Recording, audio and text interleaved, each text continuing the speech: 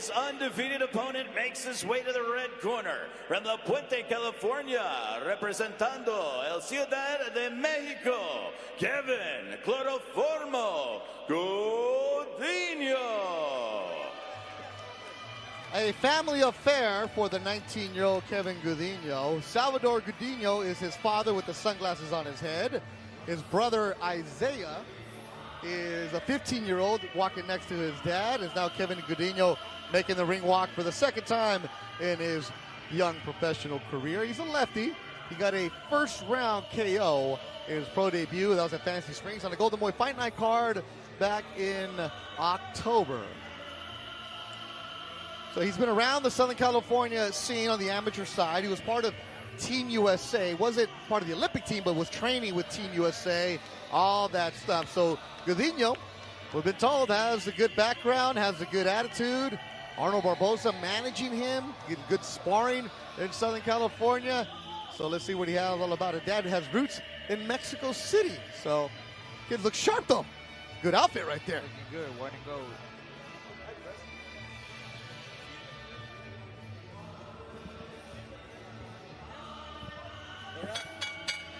Good evening, fight fans, and welcome to Honda Center here in Anaheim, California. This is Golden Boy Boxing on YouTube.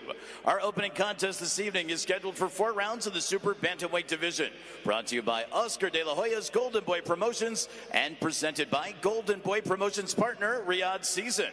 Bet Online, the odds for the fights are brought to you by Bet Online and Wild Casino, America's most trusted online casino. Let's get wild. The bouts this evening are sanctioned by the California State Athletic Commission, the chairman, Peter Villegas, the executive officer, Andy Foster.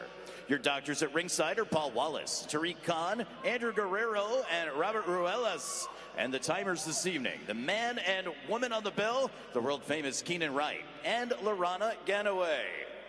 Your judges scoring this opening contest, Carla Caiz, Jonathan Davis, and Ivan Guillermo. And controlling the action when the bell sounds, the referee in charge is Chris Lieben. Introducing first, fighting out of the blue corner. He weighed in at an even 120 pounds. As a professional, his record is 2 victories against 4 defeats, 1 win coming by way of knockout. He wears red with gold and hails from the Bronx, New York City. Please welcome Rafael El Terrible Chobe Castillo. His opponent is undefeated and fighting out of the red corner. He weighed in at 119.4 pounds. As a professional, his record is a perfect one. 1 bout, 1 victory. That win coming by way of knockout. He wears white with gold and hails from La Puente, California, representing Mexico City. Ladies and gentlemen, he is Kevin Cloroformo Gudiño.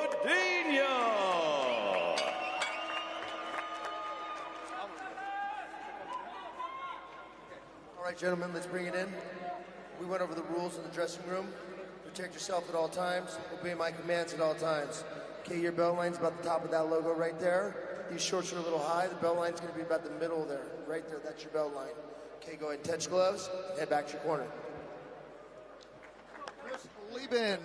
Chris Lieben, the third man in the ring as we get ready to go for our first bout here at Golden Boy on Valentine's weekend. Beth Duran alongside Scrappy Ramirez, scheduled for 4 rounds. Kevin Gudiño bouncing around in his corner. We just got to get the ring announcer Mark Fryer out of there, and we can get going.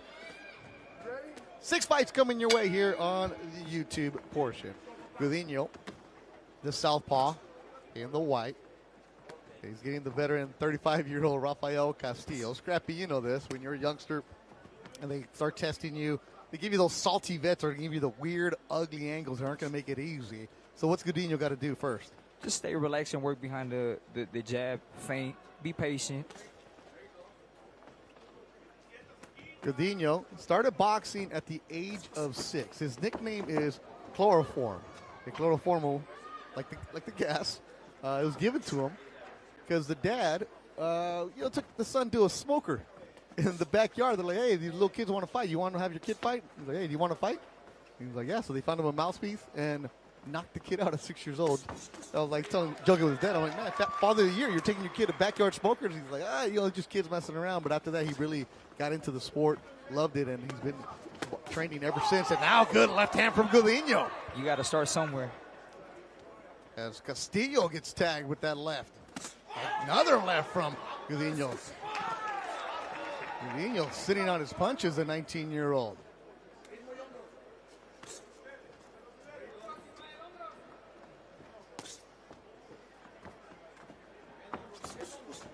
Yeah, he's doing a good job working the feints with the foot feints. If you see that, not using the head. Then also what you got to notice, he's a southpaw against a right-hander, so it's a different strategy. You got to use the backhand a lot because it's directly down the pipe. Body work from Gudiño. Combinations now for the 19-year-old. He gets hit upstairs though with the left from Castillo. Got to be careful with that one, Scrap.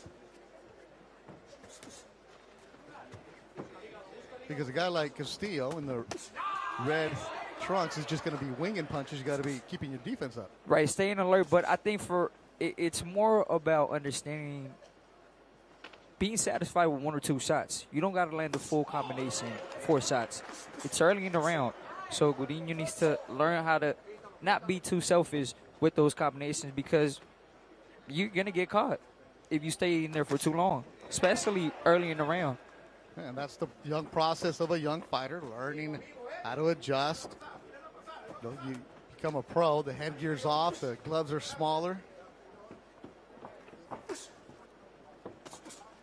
Good opening round for the 19-year-old Kevin Gudiño here at the Honda Center. Door just recently opened up, so the crowd will be feeling it nicely. That's a slip. Yeah, a slip. You see versus the southpaw and right-hander, you see a lot of foot slipping. 10 seconds, not the Castillo's trying to fight 250. He needs to go the full 3. That's the bell. Look at you. He smiled. He's having. So I got to know him a little bit last year. I saw him somewhere, and he's like, "Man, just give me a fight anywhere." And I'm like, "Bro, I'm the broadcaster. I'm not a matchmaker." He's like, "You know people. I'll fight anybody anywhere." Yeah, he's looking for the opportunity. That's what it is. That's all. He's networking. That's exactly. And no shame in that game right there. I'm a firm believer. If you want it, you will find a way. You will ask anybody, and there's no shame in the game. Yeah, at all. So the kind of guys that you need in the sport, especially for the youngsters to take on, because when they called him this week after the original opponent fell out, I was like, "Did you think about it?" He's like, "No, I stay in the gym. I didn't hesitate." I told him, "Yeah." Like, he's like, "I didn't even know what weight they were going to agree to, but I just said, let's do it." Right. So that's what it is. All right, let's take a look at the replay.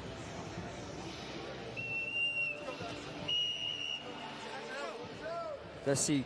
Gudiño's doing a good job going to the body. Look, and that's what I'm talking about. He let 4 shots go, and he's getting hit in between the shots. I think 2 shots would have been enough, and restart the whole sequence. That's the voice of John Scrappy Ramirez, super flyweight. We've seen him later on this year. This was scheduled for 4 rounds. Gudiño with his dad Salvador in his corner, also Nice. Carlos Rodriguez and Ocampo in his corner. You see, some things I like to watch from young fighters is, can they cut the ring off, work combinations, work behind the jab, stay defensively alert, and Gudiño has all these attributes. Combination from Gudiño going to the body, try to get an uppercut in there. The southpaw. Doesn't look like he's only had 1 pro fight. He's nice and calm in there. That's what happens when you get a lot of experience from the amateurs. Once you get here, you're set for this big stage. It's all about understanding the pace in the pro game. La Puente boxing is where he's at, and he lands upstairs, does Gudiño. Bouncing around on his toes. Coming up next is going to be Javier Mesa, the kid from Amarillo, Texas, taking on Lyle McFarland from Oklahoma.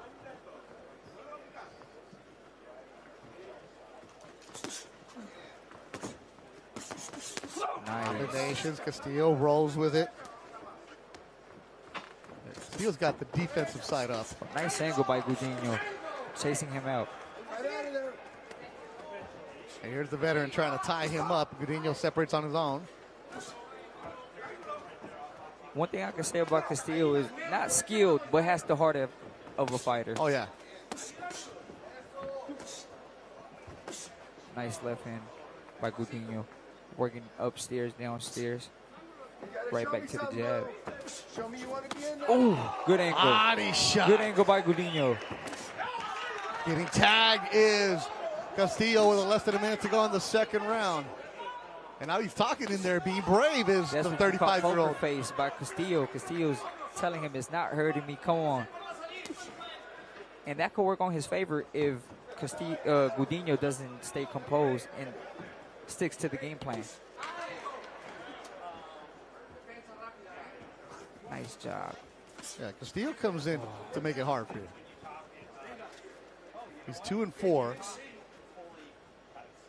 But all the losses have been by a decision. One by a split decision. One of those losses was to Raymond Ford back in 2019 when Raymond was only 3-0. Now Raymond Ford is a world champion Yeah. at 130.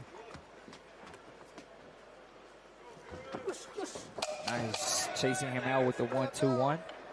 Final seconds of the second round.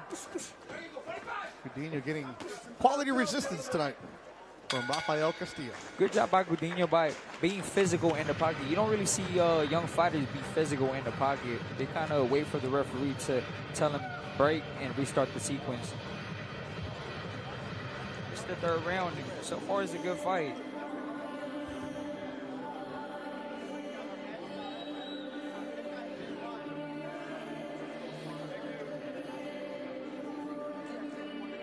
All right, let's look at the replays from that second round. Scrappy, what do you see? Just feint by Gudiño, left hand and angle, right hook over the top. He's doing a good job by working behind the feints. As you see, whoop, left hand, angle. Nice shot by Gudiño.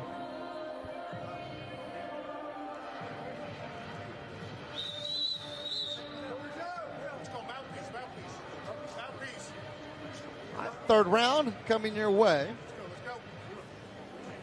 Metro Castillo fought Raymond Ford back in 2019. Then the pandemic hit, and boxing went away for him. Came back to the sport last year. This is a good job by Javier Raza, the Golden Boy matchmaker, to find an opponent this week. Because it's tough at this weight class, because you know all about it, how hard that is. Yet, if you're going to find an opponent, make sure it's an opponent that can be replaceable, that is good. Is it just going to be coming here to like lay down and take a shot and then be a waste of money? The point is to get the right experience. And look, Gudiño smells blood. And he's attacking in the corner. And goes down. And the fight has been waved off for the first time in his career. Rafael Castillo is stopped. It is by 19-year-old Kevin Gudiño, who's now 2-0.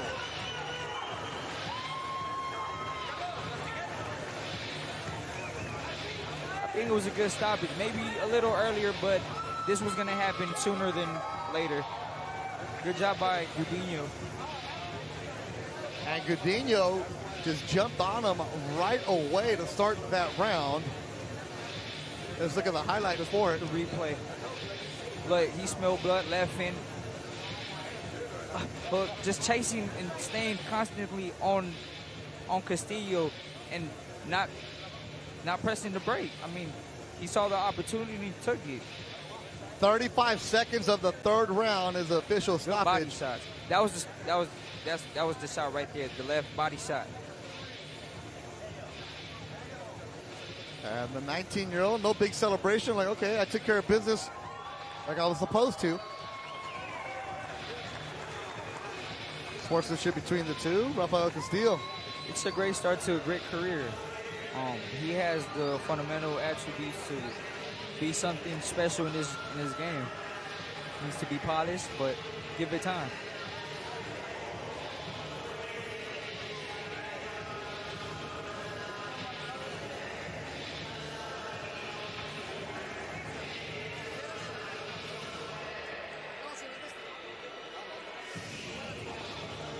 So Mark Fratto is ready to let us know.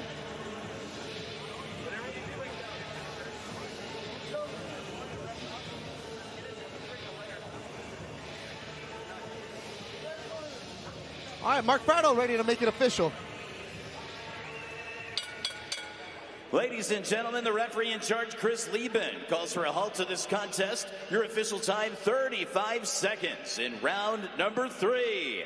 Your winner by knockout and still undefeated from the Puente, California, representando Mexico City, Kevin Cloroformo Gudinho.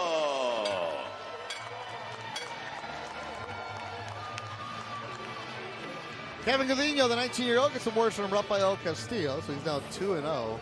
So now it's up to his manager, Arnold Barbosa, in a few minutes to make it 2-0 for the Barbosa clan. You see father-son, what a cool moment there.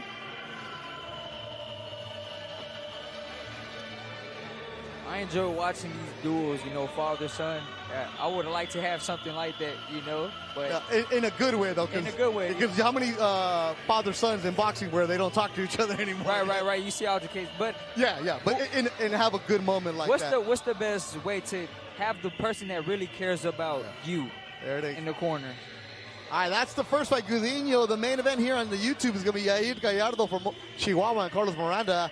Daniel Garcia, Junebug still to come, as is Gael Cabrera, Fabian Guzman. Up next is going to be Javier Mesa, El Gallito, from Amarillo, Texas. All right, more fights coming your way here at Golden Boy on Valentine's weekend. Get all the rally action here on DAZN. Existing champions aim to cement their legacy, whilst up-and-coming stars continue their meteoric rise on the toughest, most dangerous terrains in the world. All stages, all races, live and on demand.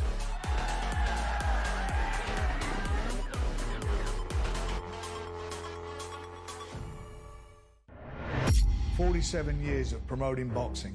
What a ride it's been. I was 23 years old at the time. I got an invite from the Boxing Board of Control to take a license out. Back then, it was all run by the cartel. We have a new promoter in British Championship Boxing, Frank Warren. People liked it, I think, the fact that someone was taking the cartel on. I've never been afraid about shaking things up and working with new media. This is a bit of a dream come true. Pay-per-view, satellite TV. Very proud of Amir. What he done was fantastic. Bringing shows in from America Live. I've been lucky enough to promote some of the biggest names in boxing. I'd like to thank Mr. Frank Warren for having me over here. Just when you think it can't get any bigger, my mobile rang. We get this call from His Excellency Turki Al-Sheikh. Off we went to the races. I'm as competitive as my fighters, and I fight for my fighters. I'm always looking for the next challenge, and I know there's one there now. Queensbury arrives at the home of boxing, DAZN, multi-year deal, let's go. This is a company that is devoted to boxing. They have a worldwide platform. And for us, that is very, very important to do what Queensbury is doing, to be expanding and building, working together for the betterment of boxing, as I believe it will be. Do you expect to stop him this time, Artur? Everyone expected to see that, because before it was 20 fights, 20 wins, 20 knockouts. Are you upset with yourself that you didn't? No upset, because I never focus of knocking out someone like my previous opponents. I'm more focused for another details. Dimitri, I think you surprised some people in the fight, because there were times in that fight where you had him on the back foot. There were some times where it looked like you had hurt him. Do you think you have enough power to stop Artur? I think I have enough power to stop everybody in light heavyweight division, and at the same time everybody from light heavyweight division have enough power to stop me. It's just about the moment where you can deliver your punch. Was you confident when the judges were reading out the scorecard? Was you confident that you had done enough to win? To win, yes, but you want to do more, better. Not important to do knockout, but I mean, that's little things, yeah. Strap yourselves in, everyone. Let's go! National League has a new home. We've got lots to look forward to here on DAZN. All of the matches. The early shot is a really good one. All in one place. It's a great ball. It's a super goal. Live or on demand. Fabulous. Available on any device. That's a goal. And scores majestically. It all starts here. National League TV now on DAZN. Sign up at DAZN.com/NLTV.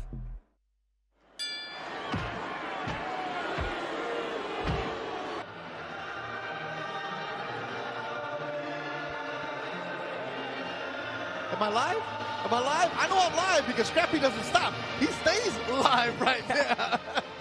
Our stage manager told me that we're on camera. She doesn't know that Scrappy is always on camera. Even when there's no camera around, Scrappy knows the camera's going to find him.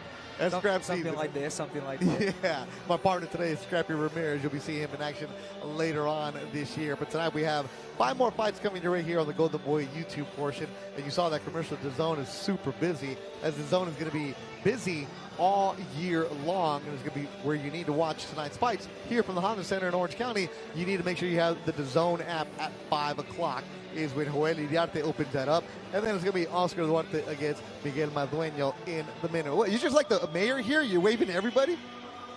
I said 5 more fights. Oh, I thought you were just waving to everybody in the crowd. No, 5 more fights. I mean, blow kisses while you're at My it. people, While get the popcorn ready, man. It's a great night of boxing. Great day of boxing. I was looking at the tail of the tape now for our next fight. There it is. As Javier Mesa. Shout out to everybody in Amarillo, Texas. He's the younger fighter with the longer reach, as he's taking on Lyle McFarland from Tulsa, Oklahoma. Mesa, 5'7", 69-inch reach. He is also a young fighter. I think he's only 20 years old, coming from Amarillo, Texas. So this will be a good fight, as Lyle McFarland 3-6, but McFarland always takes on tough fighters. Our ring announcer, ready to bring him out? Bring him out, Mark Fratto. All right, fight fans, up next, let's meet on his way to the blue corner from Tulsa, Oklahoma, Lyle, the Island Prince, McFarland.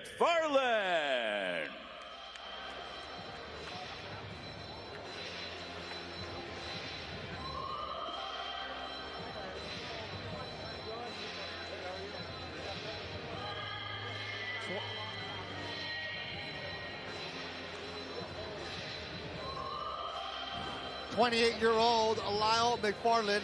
He's got big surge over his shoulder. Cut man. McFarland, Scrappy, this is the kind of guy that we're going up against. I'll take the fight anywhere. I don't need anybody. I'll pick up a team when I get to town. He said, that's just the way I am, man. Old school, come at it. Has a trainer back in Oklahoma. Couldn't make it, so he's here. I'm just going to believe in my abilities. Coming off a victory, a decision victory last July. Before that, he fought all undefeated fighters. I saw him fight Leo Rubalcaba, who's trained by Robert Garcia last year at a show here in Southern California. Then he also fought Jose Cholet, who trains down at the House of Boxing in San Diego. So he's taking on good, young, talented prospects. And he's going to have one today, Javier Mesa. And now his undefeated opponent makes his way to the red corner from Amarillo, Texas, Javier El Gallito Mesa.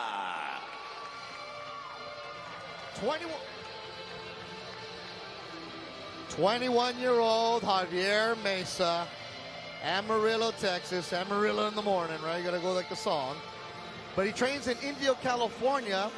Toño Diaz over his shoulder. And he spars a lot of the guys that they have there. It's a big stable over there. Yep, a lot of the Uzbeks. That's Cisco Garcia in his corner also. So a good amateur standout. Works at a steakhouse in Amarillo. And boss gave him some days off, and we were joking here during the press conference, like, hey, boss gonna give you like 6 weeks off, right? Paid? He's like, yeah, I like the way you think. He wishes. Young fighters aren't making millions.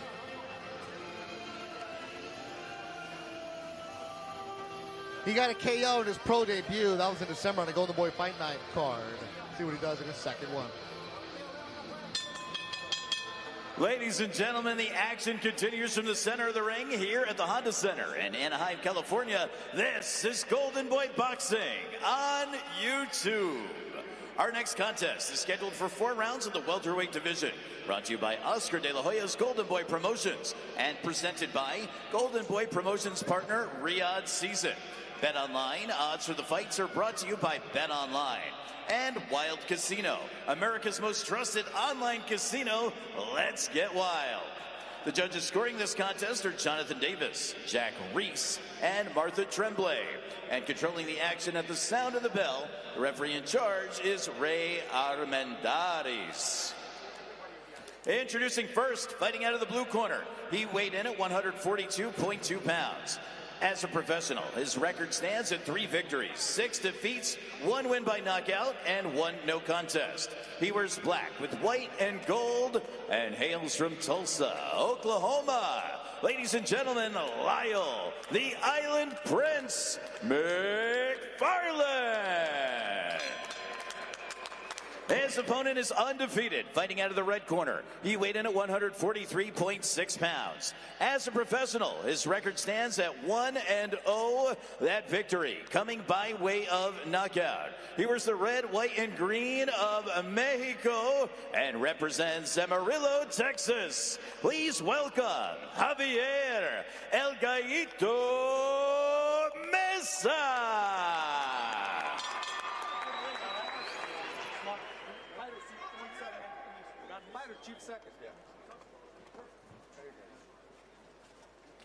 Right. Belt line's good for you. The entire belt line right here is legal for you. Belt line right here, all is legal for you.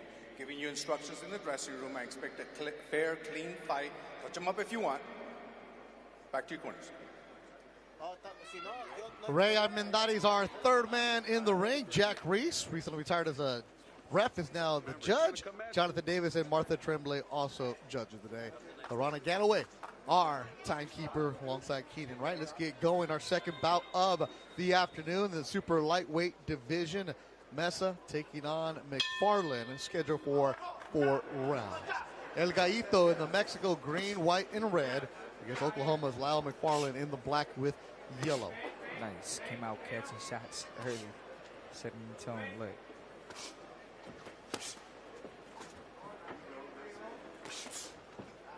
So Gallito has a good following back in Amarillo. Texas kid's going to have that. Hard worker. Good amateur background.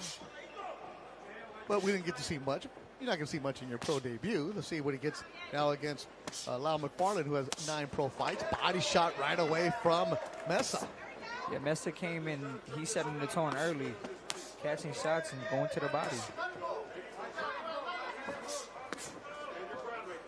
And right over my shoulder, you can hear Big Serge Estrada, the cut man, who's working in the corner of McFarland. Little instructions you'll hear.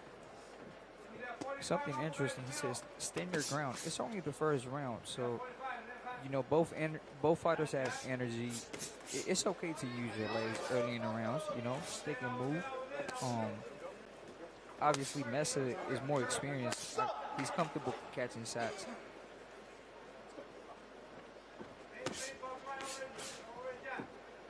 Second bout of the night.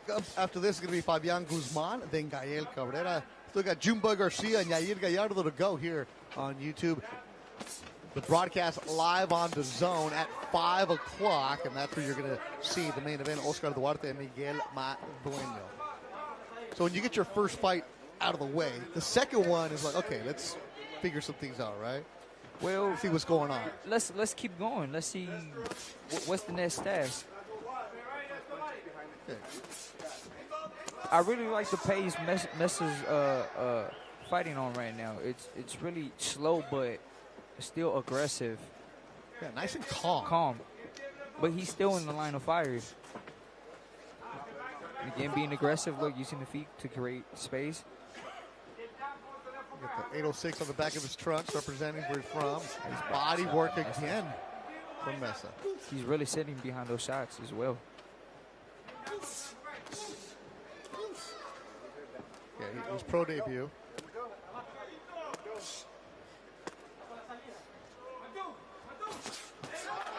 Nice 1-2 by Mesa. Gets right back with the jab. Well, he's getting more resistance today than he did in his pro debut. Getting hit a couple times, which is McFarland's not here to lay down. Yeah, but it's part of his style. When you apply pressure, something will come back, and you might take 1 or 2 shots. That's why it's super important to stay defensively alert. Ooh. Done with the first. Great round by Mesa.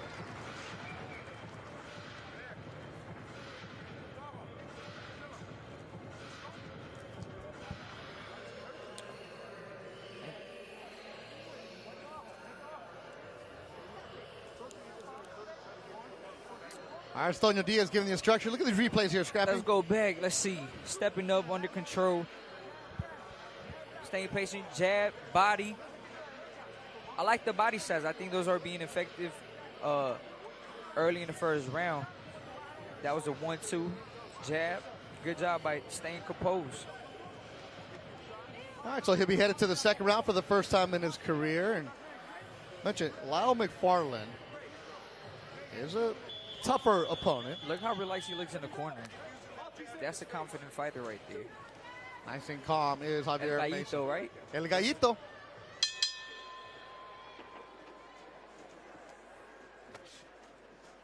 So McFarland's last 6 opponents have all been undefeated. He lost to Terrence Williams a decision. Neil Rubalcaba, who signed with Matchroom, got him in the first round. Zayshala decision. So he started his career in 2022. He lost it, then he won his next couple over there in Oklahoma. And here he is now on a Golden Boy show in Southern California because he gives you that resistance. He's tough. Fighting back. He didn't come to lay down. He's fighting. I like that adjustment. Moving away is McFarland now. Gallito puts up against the ropes.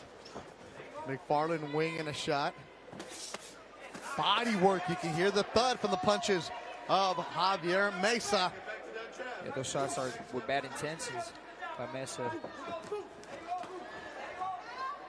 And when you're training at the Diaz brothers training camp with Joel and Antonio Diaz, and you see MJ, you see the champions in there, the Uzbeks that are coming over, or the young prospect that Golden Boy has, like a Manny Flores and a Grant Flores and a Caden Griffiths.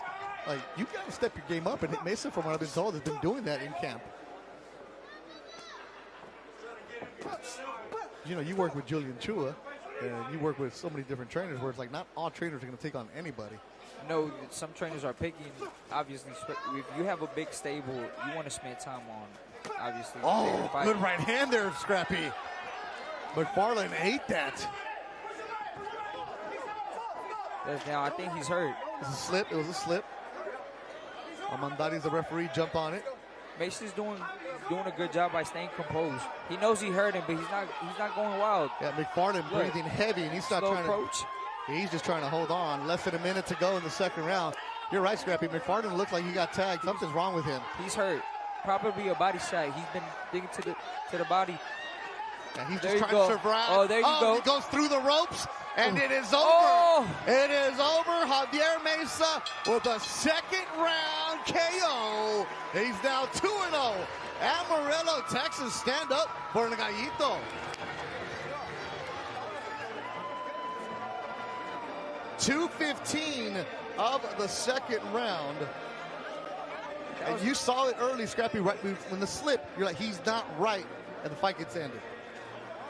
Messi did a good job. He came out, worked behind the jab, applied smart pressure, stayed composed, and the opportunity presented itself. You mentioned something about getting hit. It happens with the style. You know, you catch shots. One might slip through, but the point is, stay focused, defensively responsible, and when the opportunity presents itself, you take it, and that's what he did. Yeah, because McFarland went through the ropes. We'll get you the replays here, Scrappy. Let's take it the away. replay. Let's see. I like this young man, 21 years old. Look, I just like, working behind the jab, looking for the opening, right hand over the top, right on the chin. Creating more space right there. Jab, right hand. Try to lift him up. Good job by the referee, saved his life that last second. Yeah. Especially with the 4 rounders, you're going to be more careful earlier stoppages, and that would have been just. It could have been bad. For sure. It could have been bad.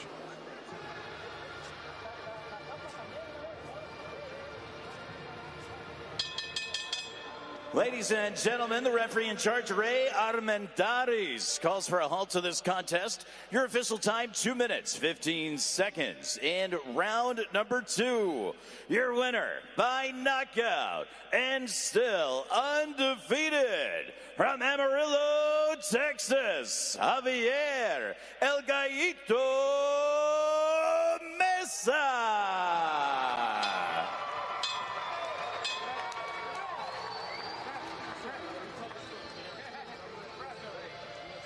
Juan Argudin in the YouTube chat. Mesa is a Mesa Plata. All right, I get you there. Having some fun with it. Shout out to everybody in the YouTube chat. Brought to you by Golden Boy Promotions. Mesa does have some power. You see Barbosa is on right now. Is Barbosa on now? I got it 68-65. Barbosa's winning. Oh, that's what, okay. So what's going on? His young fighter had a win earlier. All right, so 2 fights done. Let's see what's left on tap this afternoon. Victory so far for Kevin Gudinho and Mesa via stoppage. What will we get from Fabian Guzman, who's coming up next? Still got El Terror, Gael Cabrera, Daniel Garcia, Junebug, and then Gallardo still to go. More boxing coming your way. Honda Center, Golden Boy Promotions on Valentine's weekend. Betu. Get all the rally action here on DAZN. Existing champions aim to cement their legacy, whilst up-and-coming stars continue their meteoric rise on the toughest, most dangerous terrains in the world. All stages, all races, live and on demand.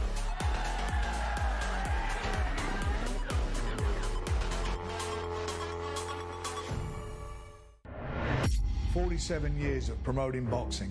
What a ride it's been.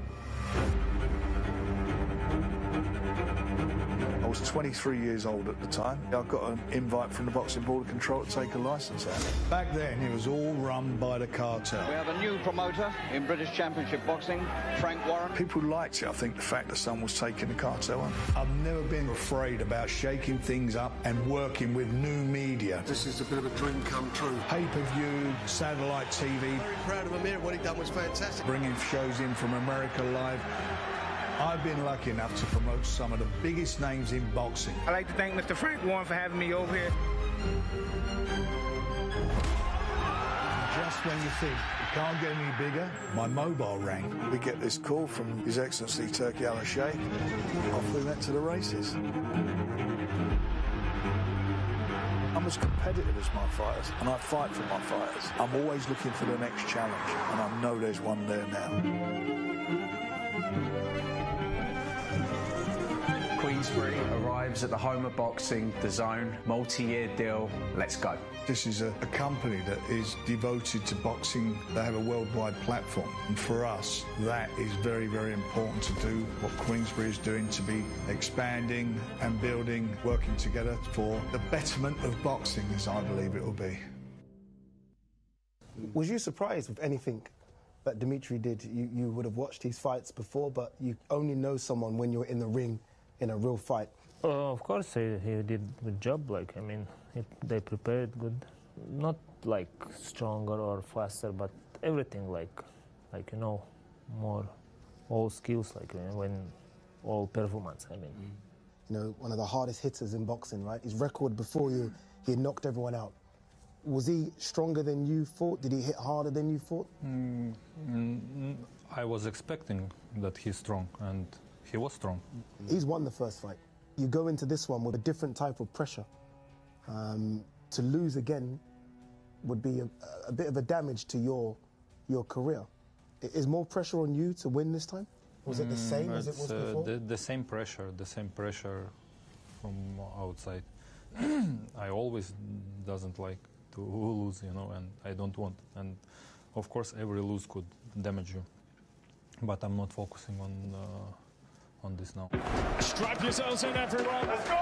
National League has a new home. We've got lots to look forward to here on DAZN. All of the matches. The early shot is a really good one.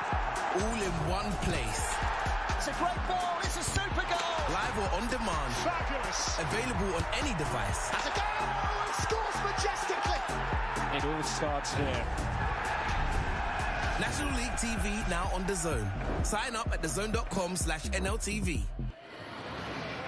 Back here ringside, Golden Boy Promotions, Valentine's weekend, bringing you boxing. We're on the YouTube portion right now. Still got 4 more fights to go for you. It'll be Fabian Guzman coming up next. Of course, we still got Ed Cabrera, Daniel Garcia, Jumba, and Yair Gallardo. The main event tonight on DAZN is Oscar Duarte against Miguel Madueno. Oscar Duarte has a fantastic story. Young man from Parral, Chihuahua, 28-2-1, 22 KOs. He's an action-packed fighter. Let's hear more from Oscar Duarte. Hey everybody, I am Oscar Duarte and this is The Breakdown.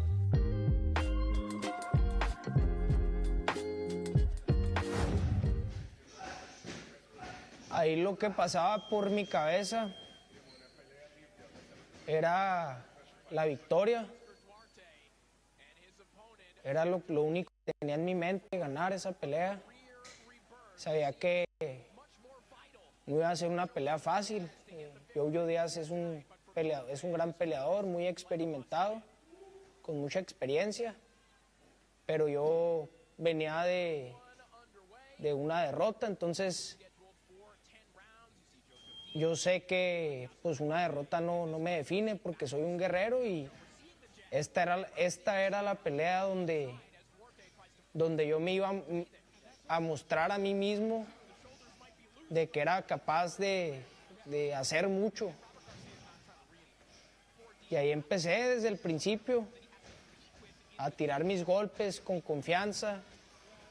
Confiaba yo en el gran campamento que hice, una gran preparación física, pero también acá en la mente. Estaba listo para la guerra. Y como te digo, en mi cabeza solo estaba ganar, disfrutar también la pelea, la adrenalina.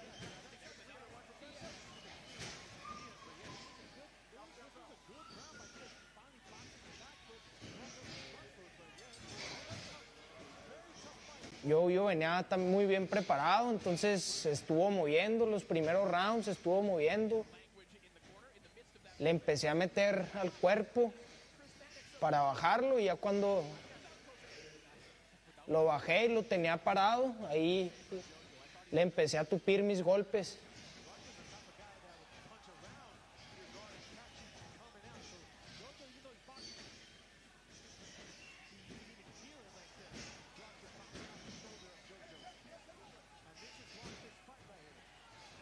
Me sentía muy confiado por mi gran esquina, con Robert García, con Ulises Rubalcaba, con todo mi equipo.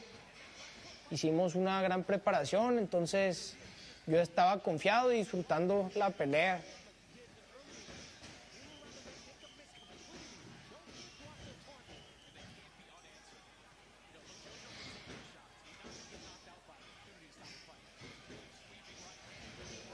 Ahí lo empecé a agarrar con mi mano derecha, le empezó a entrar y fui agarrando cada vez más confianza. Me fui llenando de confianza. Ahí yo ya sabía que lo tenía lastimado y le seguí dando.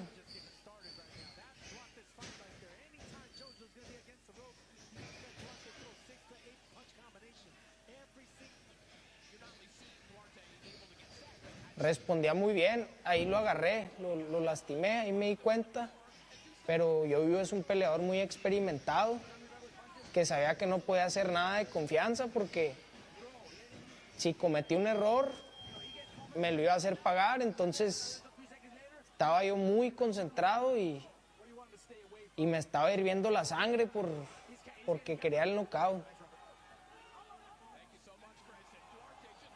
Y tracas.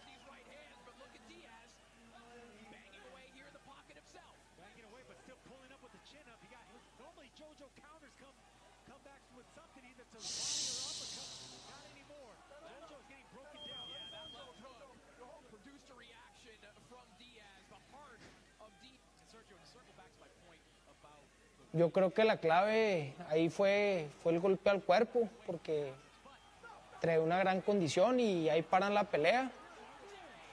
Yo creo que muy buena decisión del referee. Yo ya veía muy lastimado a Yoyo y siento que la pararon muy a tiempo. Y pues fue una gran victoria, un gran regreso, una gran satisfacción, porque me mostré a mí mismo que un resultado no te define, que siempre hay que seguir adelante. Thank you guys for watching my episode of The Breakdown.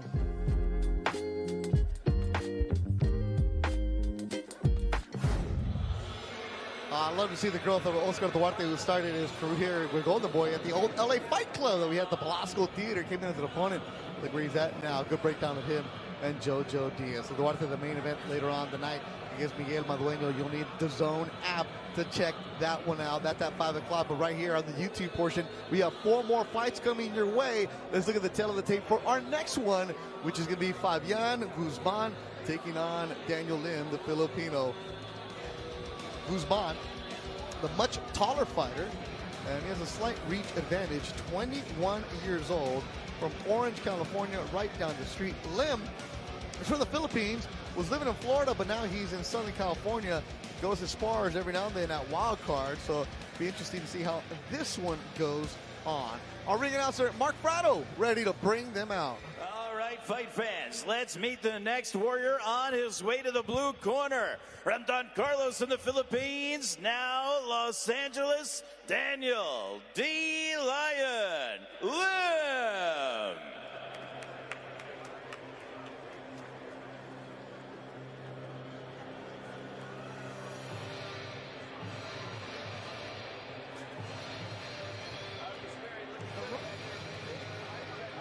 The Rocky theme for the Filipino Daniel Lim. What song do you use, Scrap? You mix it up, right? Your walkouts? Honestly, I'm a creative individual, so I like to remix a couple songs.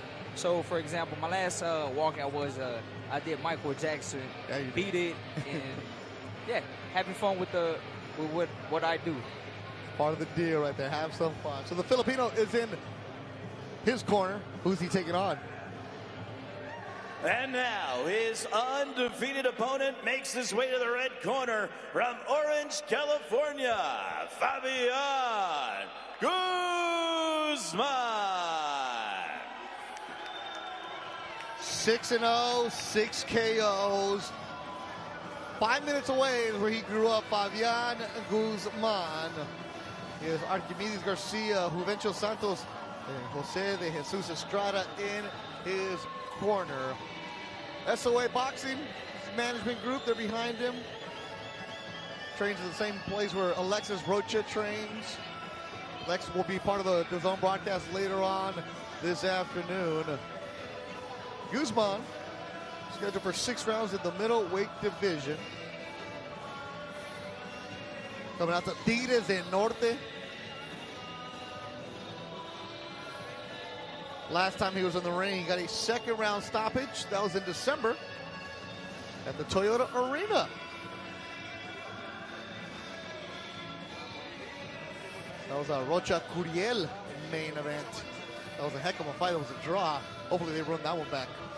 You know, Guzman only has 6 fights, but he's number 45 in the USA rank. So he's climbing. He's climbing quick. All right, Mark Prado, let's hear it.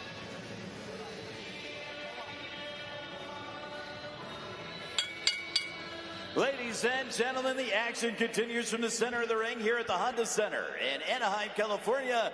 This is Golden Boy Boxing on YouTube. Our next contest is scheduled for 6 rounds in the middleweight division. Brought to you by Oscar de la Hoya's Golden Boy Promotions and presented by Golden Boy Promotions partner Riyadh Season. BetOnline, the odds for the fights are brought to you by BetOnline. And Wild Casino, America's most trusted online casino. Let's get wild. The judges for this contest are Carla Caiz, Tiffany Clinton, and Ivan Guillermo. And controlling the action when the bell sounds, the referee in charge is Chris Lieben. Introducing first, fighting out of the blue corner. He weighed in at 160.2 pounds. As a professional, his record stands with 11 victories, 3 defeats, 3 wins coming by way of knockout. He wears silver this evening. He's a native of Don Carlos in the Philippines, now living, training, and fighting out of Los Angeles. Please welcome Daniel D. Lion Lim. His opponent is undefeated and fighting out of the red corner. He weighed in at 159.2 pounds. As a professional, his record stands with 6 bouts, 6 victories, all 6 wins coming by way of knockout. He wears black with gold and represents Orange, California. Ladies and gentlemen, Fabian Guzman.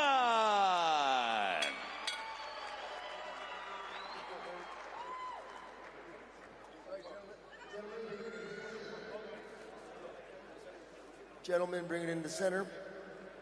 We went over the rules in the locker room. Protect yourselves at all times. Obey my commands at all times. Your shorts a little high. Your belt line's about the middle of that logo. Your belt line's right here. You guys got that? Go ahead and touch gloves. Back to your corners.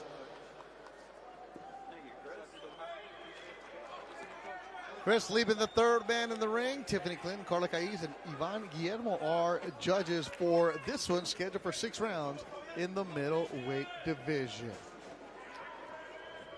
Fabian Guzman, 6-0, 6 KOs. He started his career in 2023 with a knockout in Culiacan, Sinaloa, Mexico. And then after that, started fighting on Golden Boy shows. Not signed, but they like that prospect. They've been working. Been on a Fantasy Spring show. Did the Sugar Ray Leonard charity event that that's private invite only. So, young man has some talent. Middleweight division's always fun. He's a big body for that weight class. Yeah, and he made it easy. Made it at 159. So he's never gone past the second round, Guzman. And Daniel Lim, his trainer, is right next to us, and you'll hear Daniel Lastrilla in his corner, giving instructions in Tagalog. I think we understand the 1-2. 1-2, right.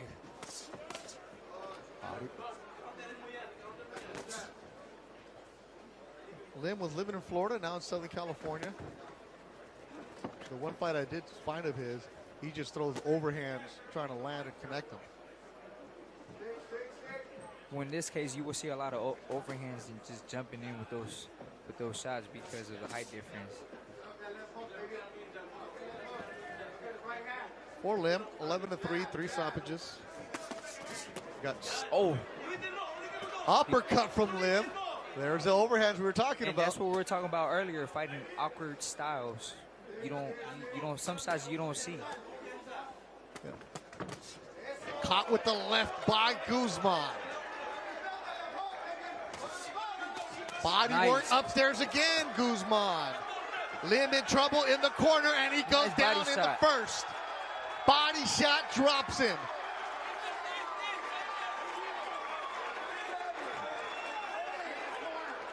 Gets up at 9.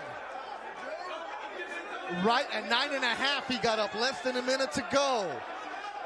Lim's been dropped his last 2 fights. Guzman sensing something, attacking against the belt. Lim just desperate. And Guzman staying calm. Lim lands one's upstairs though. So fight from the Filipino, fight from the trainer who's yelling.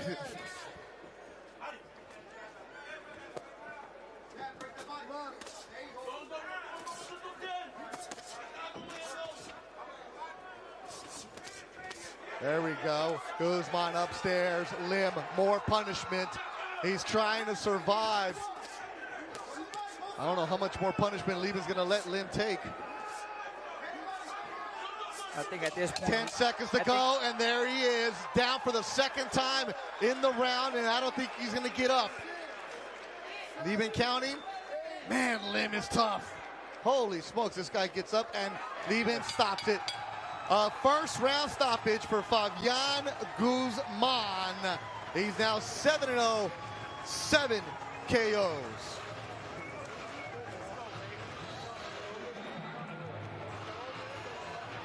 Man, Lim got up twice. I don't know how. Let me state the obvious. We know Guzman is the better fighter here. Yeah. But today he got tested. He got hit. He stayed composed, and he capitalized.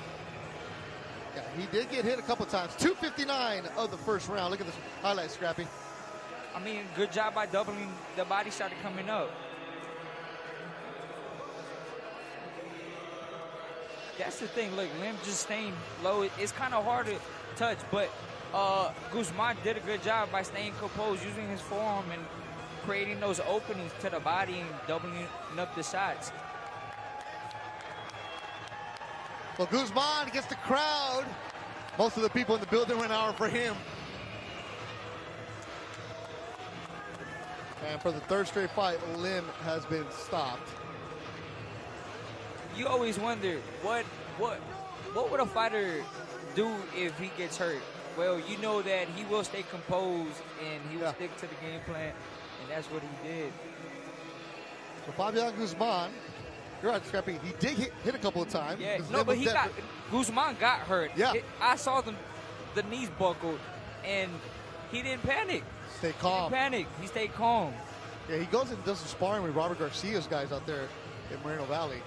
So here, Mark Crowder, make it official. Ladies and gentlemen, the referee in charge, Chris Lieben, calls for a halt to this contest. Your official time, 2 minutes, 59 seconds in the very first round. Your winner by knockout and still undefeated from Orange, California, Fabian Guzman.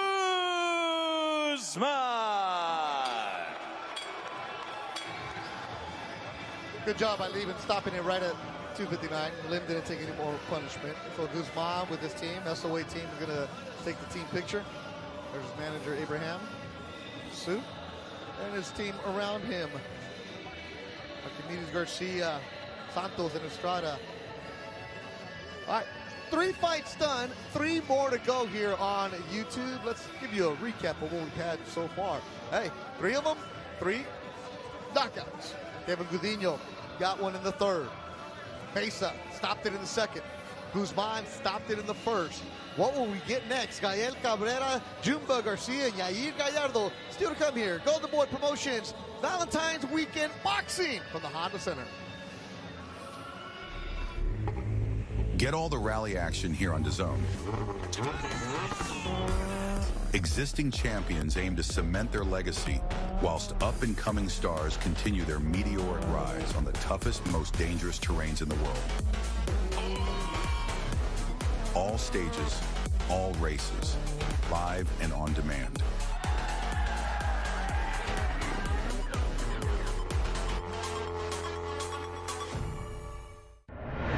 "47 years of promoting boxing. What a ride it's been. I was 23 years old at the time. I got an invite from the Boxing Board of Control to take a license out. Back then, it was all run by the cartel. We have a new promoter in British Championship Boxing, Frank Warren. People liked it, I think, the fact that someone was taking the cartel on. I've never been afraid about shaking things up and working with new media. This is a bit of a dream come true. Pay-per-view, satellite TV. Very proud of Amir. What he done was fantastic. Bringing shows in from America Live. I've been lucky enough to promote some of the biggest names in boxing. I'd like to thank Mr. Frank Warren for having me over here. Just when you think it can't get any bigger, my mobile rang. We get this call from His Excellency Turki Al-Sheikh. Off we went to the races. I'm as competitive as my fighters, and I fight for my fighters. I'm always looking for the next challenge, and I know there's one there now.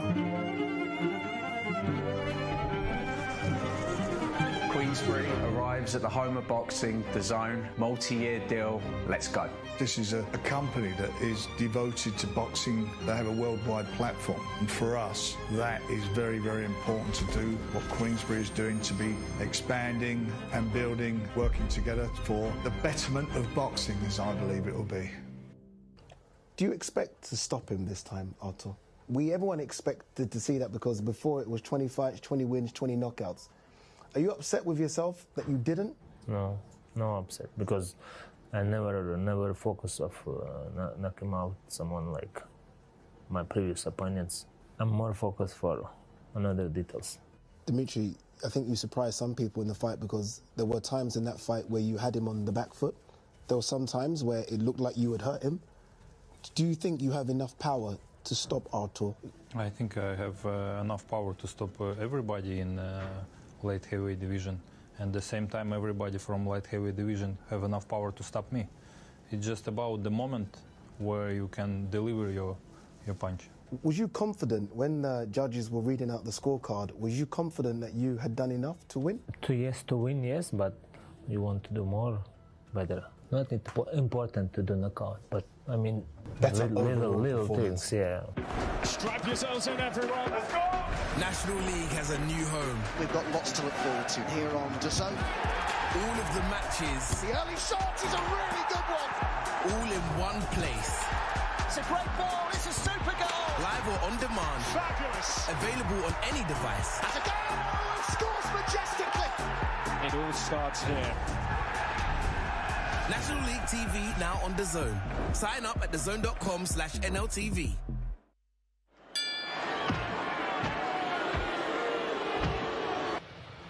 Oh, back here ringside, Beth Duran with you. Scrappy Ramirez out there taking pictures with fans, as he should be. Scrappy, my partner. Later on, Eric Priest is going to join us for the last two fights. We got 3 more to go for you here on the Golden Boy YouTube portion. And at 5 o'clock, you'll need the DAZN app. That's where you can watch Joel Iriarte open it up. Kenneth Sims Jr., the boss man. El Niño, Ricardo Sandoval. DFG, Darius Fulgham in the co-main against Winfred Harris. And in the main event, Oscar Duarte against Miguel Madueno. So you'll need the YouTube app for that. Well, Scrappy, you want to join me or not? You done taking pictures with all your fans? There it is. So we have 3 more for you here on YouTube. Everybody wants a picture with Scrappy, man. I love that. I love that. I had to take a break, but I'm back, my people. Sorry. Yeah. And you know DFG really well. And let's look at the cameras, see what the cameras caught up when they had Darius Fulgham in the gym.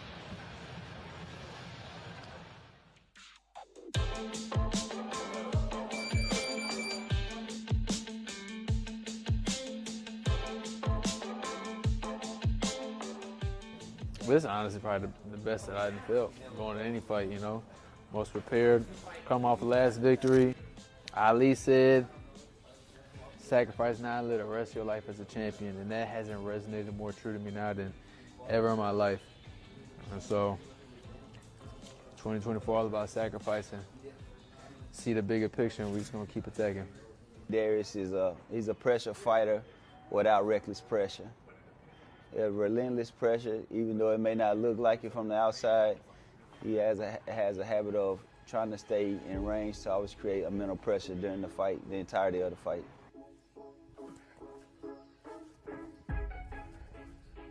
I got to give a huge shout out to my guy Alan Langford at Athletic Body Mechanics. I know the difference of when I'm with him and when I'm not with him.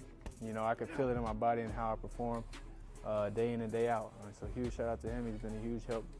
My favorite exercise, and honestly the most brutal, grueling one, is the mental exercises. I can't stress enough what it's done for my career and really helping me grow as a fighter. And they're the most valuable exercises that you can do. Your mind and body is so connected, and that's what's helping me perform at the levels that I'm at. And that's why I'm DFG, Destined for Greatness.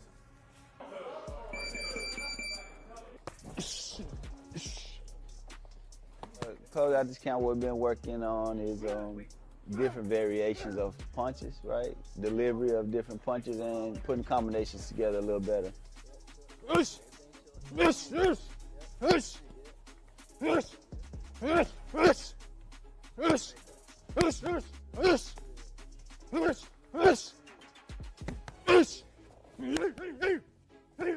Activity has been the most important thing to me, and I got to give a huge shout out to Golden Boy for that. really blessed me with these constant opportunities to perform on a big platform like DAZN.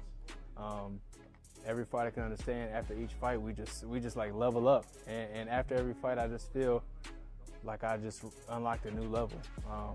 And so I'm ready to keep on staying active this year.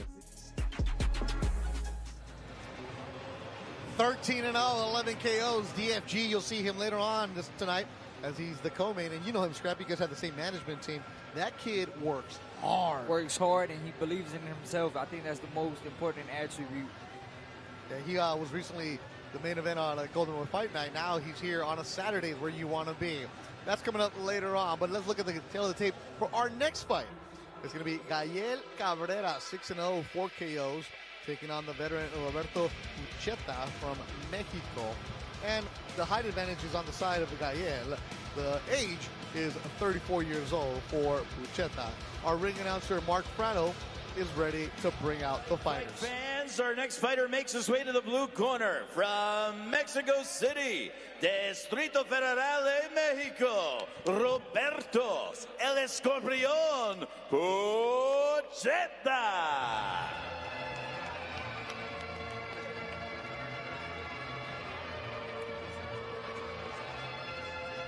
Roberto Ucheta, a veteran pro, have gloves, I'll travel, I'll take you on. He's walking to the ring right now with Javier Rivera on his side. 14, 25, and 3. He's fought most of the Golden Boy prospects over the years, including one John Ramirez, who was 8-0 at that time. Tough opponent for sure. Yeah, that was at the Galen Center back in 2022. My goal was to knock him out. He only has one stoppage on his resume. If I could have stopped him, I would have made a big statement, you know. So expect a exciting fight. Yeah, that stoppage was back in 2016 against Emmanuel Navarrete, who is a champion. All right, let's hear from Gael Cabrera. And now his undefeated opponent makes his way to the red corner from Ciudad Obregón, Sonora, Mexico, Gael El Terror Cabrera.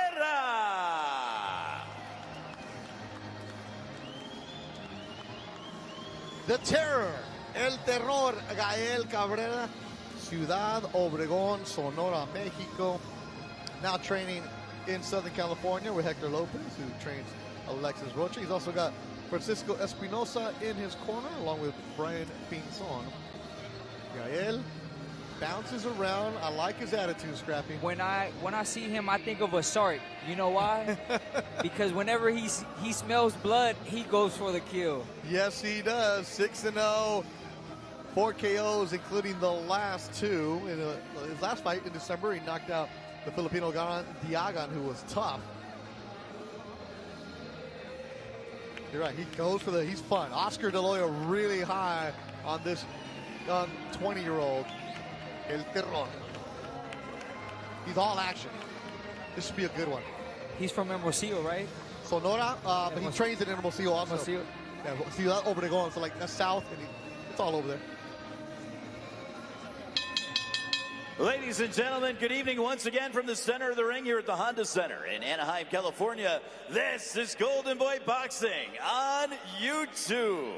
Our next contest is scheduled for 6 rounds in the Super Bantamweight division. Brought to you by Oscar De La Hoya's Golden Boy Promotions and presented by Golden Boy Promotions partner, Riyadh Season.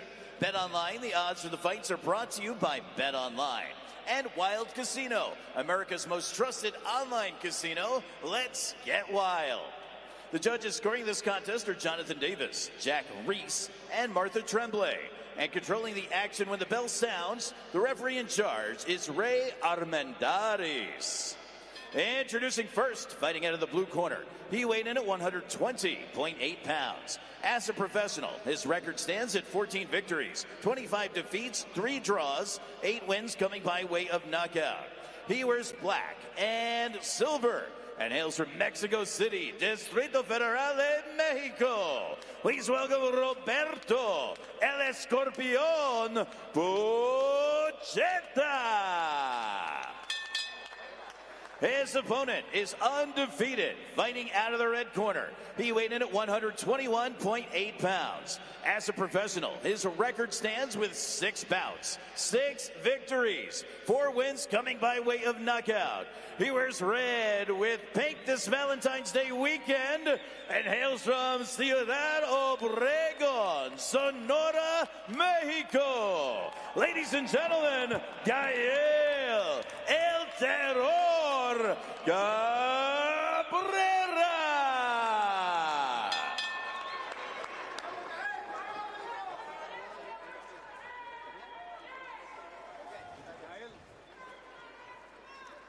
Mire, de aquí todo el cinturón es bien para ti, de aquí para arriba bien para ti, Gael. Ya les di instrucciones en el vestidor, ahora espero una pelea limpia, choquen guantes si quieren, a sus esquinas. Rey Armendariz is the third man in the ring. And it's going to be Jack Reese, Jonathan Davis, and Martha Tremblay, your judges. 6 rounds scheduled in the super bantamweight division. Valentine's weekend, and Scrappy, you love the short from Gael. That's a good combination, pink and red. The southpaw, Gael Cabrera, he'll switch it up every now and then to the orthodox side, but he's just a fun action fighter. This fight was supposed to happen last year, as Pucheta was on his way, and he's a pro. He shows up, he makes weight, he's there all the time. But he got to the airport, and when he got to his destination, well, he couldn't find his wallet, couldn't find his passport, was lost. Wow. Could not enter the United States because he didn't have his documentation. So he lost it somewhere on the transfer. And he called Golden Boy matchmaker Razo right away and was like, man, you know this isn't me. I'm not trying to pull one on you guys. I'm just stuck. They're like, no, we'll get you back in here against Gael. And this is a good test because you mentioned Scrappy Pucheta has only been stopped once. It was by Vaquero Navarrete, the champion now. And then you went against him. So what kind of guy is he? He said it's tough, huh? Oh, he's tough. He's just a person that keeps coming, you know. And he tries harder. That's his style. You know, that's his only adaptation. Try harder. Try harder. And he's going to be there for you. You can find him. He's not going to go anywhere. He's not running. I wouldn't be surprised if Gael gets the knockout. Really? He's super. Yeah. Gael is a fighter that works behind the jab, breaks you down, and again, when the opportunity presents itself, he takes it. And he doesn't miss. He always hits on target. Like that? Like that. He's even got the pink gloves on. Is Gael? He's very sharp, very precise for a 20-year-old. More jabs and good footwork, moving around. It's Cabrera. And if you notice, he fights both hands. He chose to fight, well, right now, southpaw, right? Because the backhand is just there. And then, look, switched again. Smoothly, too. Giving him different looks, creates different angles of different stands. Pucheta turned pro in 2008. And there was a string in the 2017 where he was fighting every single Golden Boy prospect. Diego De Loya, Kevin Rivers Jr. You just see him at the Golden Boy show. He was there to test them youngsters. And he did that. He's still doing that. And every now and then he'll mix in a fight. And then last year in 2023, he knocked out an undefeated fighter who was 7-0, Ernie Cuevas, back in Bethlehem, Pennsylvania. So every now and then he'll sneak up on you and get you. And now they're just trading as we got 10 seconds to go in the opening round. A fun fight starting to break out between Cabrera and Pucheta here at the Honda Center. Valentine's weekend action heating up. Oh, good shot right at the bell. I believe Cabrera is an elite fighter. At this point, you could see how calm he fights in the pocket. Just shoots defensively responsible, and he responds with a counter every time. Most importantly, how sharp, straight to the point. We're going to see that in the replays here, Scrappy. This is what I'm talking about. Look, down the pipe, and responsible. Came back with the left hand, looking for the next option. Uppercut.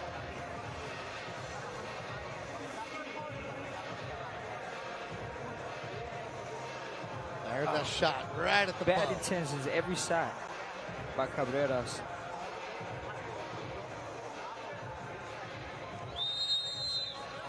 And Cabreras is the type of fighter that he's not satisfied with a win. Nah. He wants to make a statement. He's looking for the knockout. He's very shy. And because he's from Obregón, which is a good town, but where his area is at, even smaller. You mean shy? Personality-wise. I think it's the lack of not speaking English, so he doesn't feel comfortable. But he's also 20. But he is a confident. Oh, person. absolutely. In the ring? When I speak, man. no, but when I speak to him in Spanish, the confidence is there. Yeah, he's like for the press conference, they're like, all right, I gotta ask you a question. Like, okay. Like, I just want to. He's one of those guys. I just want to fight. You know, one thing I just noticed. I know he's a young fighter. He has everything, but position is super important. Right now, he had Pacheta against the ropes, and he didn't notice how he just naturally switched, meaning he lost the position. That's something he might want to consider in his game. You know, it'll make a big difference. Positioning. You got a fighter in Cabrera who has 6 pro fights, and Golden Boy put him up with somebody who has 42 pro fights to see what he can do. Cabrera spamming the left hand down the answer. Y saludos a toda la gente en La Rueda, Ciudad Obregón, Sonora, México. Especialmente al hermano, el Pichón Cabrera. So Cabrera comes from a fighting family. His brother fights in Mexico. Dad's training him. Beautiful. That's what you call boxing. Hit and not get hit. 1-2 from Cabrera. Gets out, look, and working behind the jab. And as you see, he's backing up just enough, giving up the space. Not giving too much space, but just enough so he can reset. You know, one thing my coach used to say is, if you find the answer, you spam it until the person makes until they make the adjustment? The adjustment. And if they don't make the adjustment, you keep abusing it. And Cabrera is doing that with the right hand. Giving you the different looks going from southpaw to orthodox as we approach a minute to go in the second round. So scheduled for 6. You know why fighters change?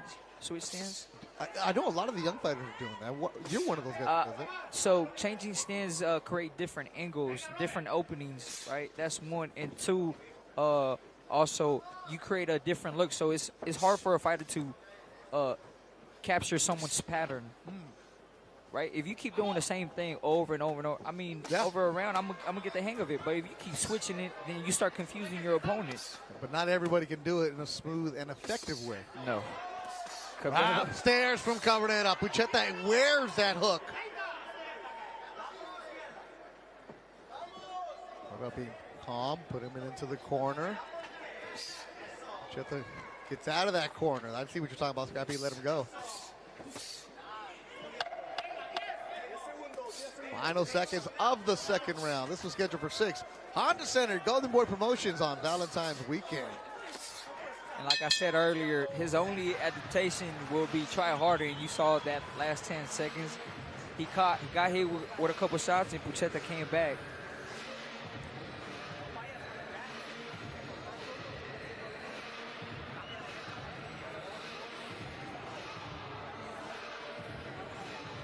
All right, let's check the quick replays. I mean, left hand southpaw, spamming it and over. Responsible, good body shot. I mean, at this point, that's what you call stacking. You start with one shot, and then you stack the second shot behind it, you know? So basically, you start with one shot, and the same shot you end up with, that's where you start, stacking.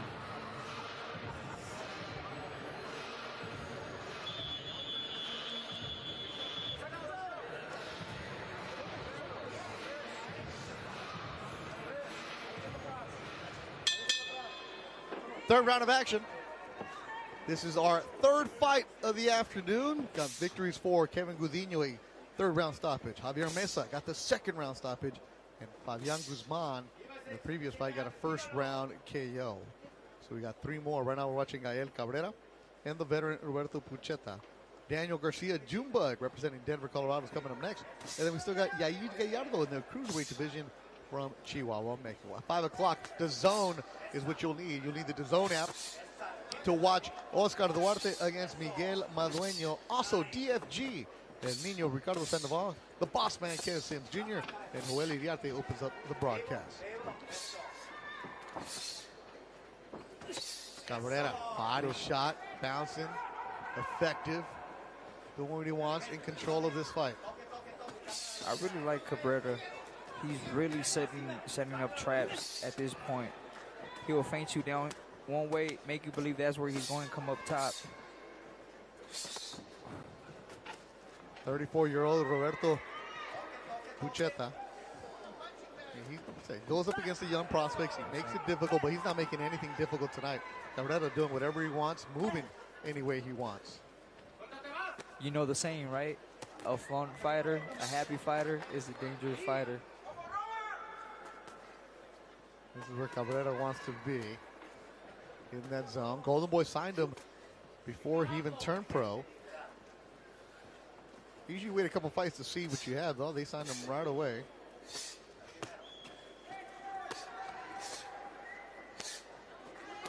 Turned pro in 2023. And last year he had 3 different fights fall out, where one of them being the Pucheta fight, so he stuck around. Another one, an opponent was not cleared the day of, so he was in camp for almost 3 months with no fights, training, making weight, and that's the perseverance that he had to show. As Pucheta lands a shot, but not much behind it. As Cabrera is starting to break down Pucheta.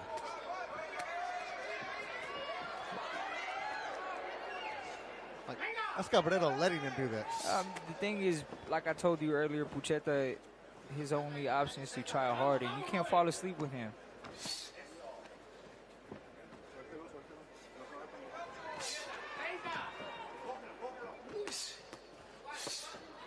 Body movement from Cabrera. Sees the punches coming, slips them. And if you really pay attention, Pucheta, he actually knows what he's doing. He's slipping shots. You know, he's just not athletically capable keeping up with Pucheta. Yeah. I mean, excuse me, Cabrera. Yes, Pucheta's nose is starting to leak here at the end of the third. Ooh.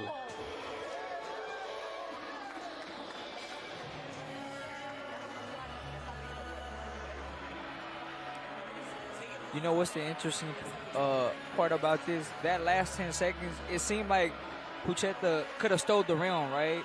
And coming up, that's something you want to look after as a young fighter. Don't let the opponent steal the rounds. Like punches like that? Like those right there.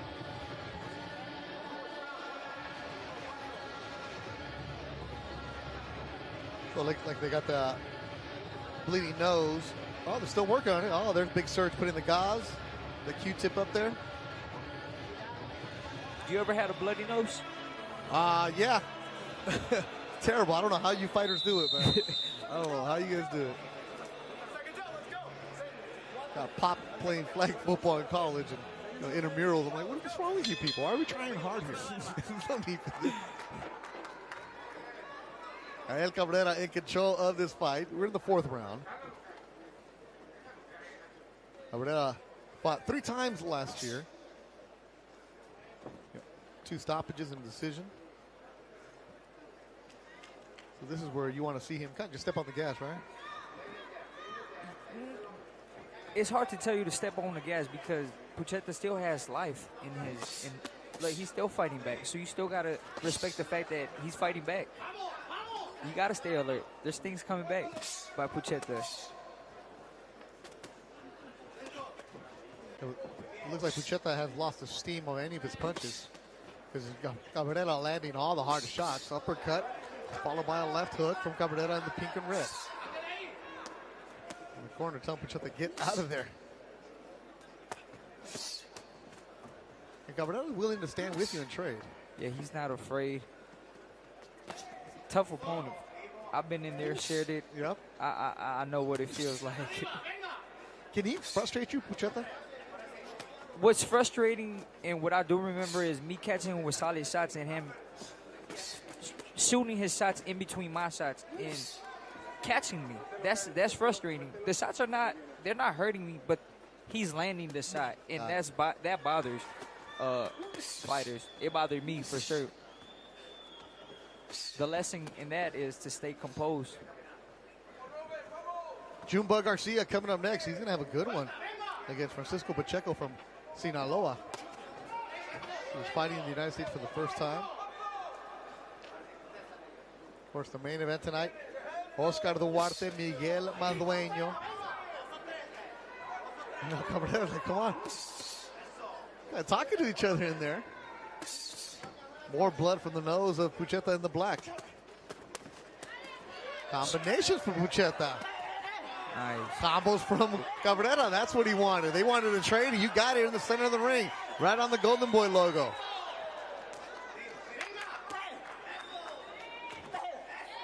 Cabrera like takes a step like he's a bull, huh?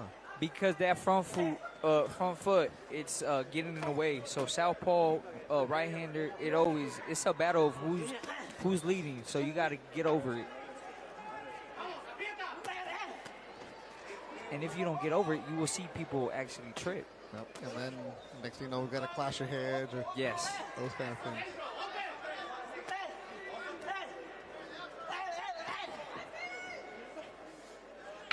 Ten seconds to go in round number 4. Gael Cabrera controlling this fight against the veteran Roberto Pucheta.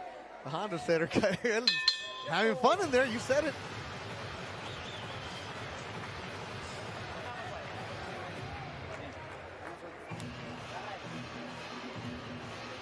You know what's the only thing you need to be careful here? I think Cabrera just needs to. Now, he's landing clearly, right? And every shot is with power, bad intention. You see young fighters get tired, wasting so much energy on opponents' faces. And he made an adjustment right now. He started to touch instead of hitting hard. Let's see. Pucheta taking advantage of the opportunity, and Cabrera returning in combination.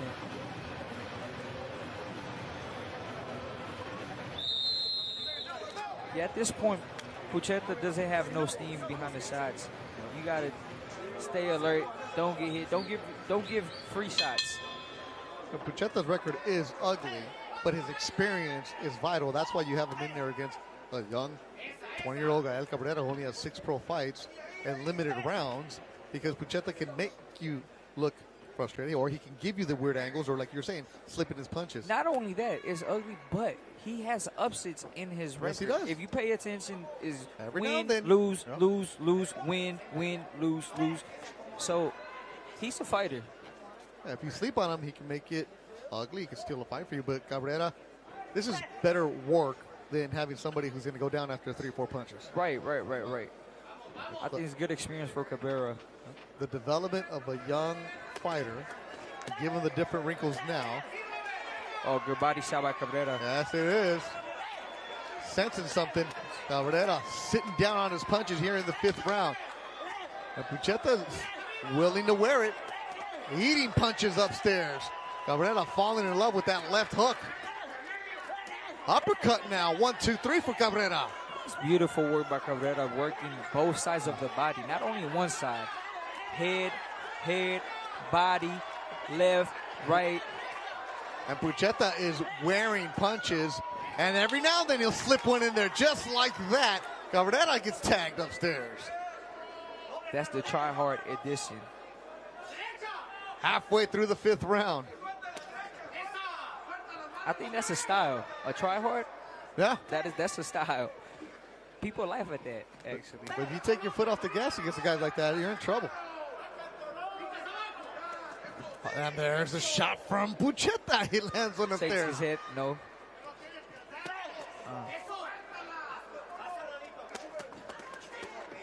Combinations from the man in black.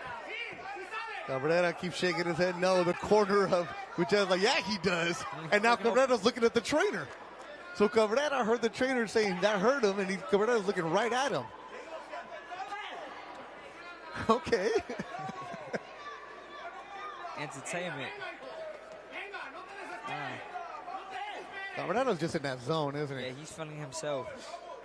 That's what you call flow state. That's what I like to call flow state. In the flow state. You don't no longer thinking, you're just having fun.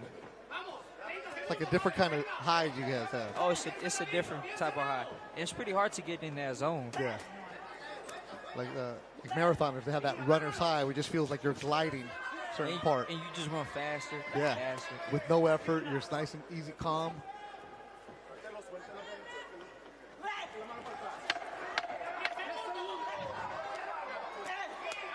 Final seconds of a fun fight. 5th round winding down as we're going to head to the 6th.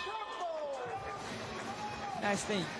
You know, I like the fact that there's no silent agreement by Cabrera.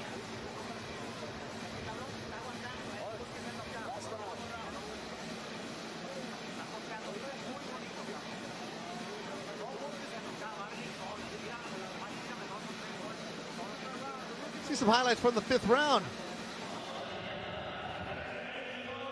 Pucheta, as usual, just trying hard, hoping to land big shots. And Cabrera capitalizing on the opportunity. Look, left, right, tying up, making more space, shaking his head, looking at the corner. Can't touch me. Boom, boom, boom, boom, boom, boom. Well, MC Hammer for you.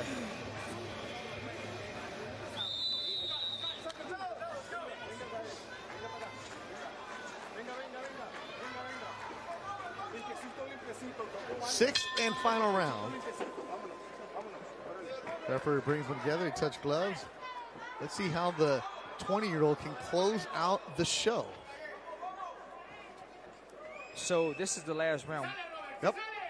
What would he tell Cabrera for this round? Yes. Man, let me tell you this. All my boxing experience of just putting on makeup and talking into a microphone, I don't know a damn thing. But you've been commentating for a long... You know what I would tell him, though? Close the show strong. Make the people want to see you again. Okay. It's not if you win, it's how you win. And right now, he's controlling the fight, but I want to see him dominate this round.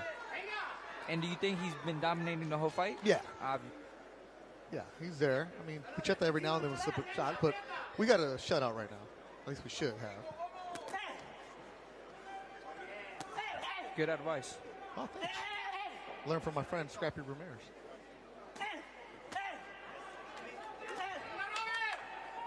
Yeah, at this point, it's all about closing the show. Well, we know he won't get the knockout, but it is boxing. One punch can't change the tie. Pucheta knows how to survive and roll with punches, so he doesn't get knocked out. So the last time he was stopped, the only time he was stopped, was in 2016. And remind him by who? El Vaquero Navarrete. Awkward style. Yep.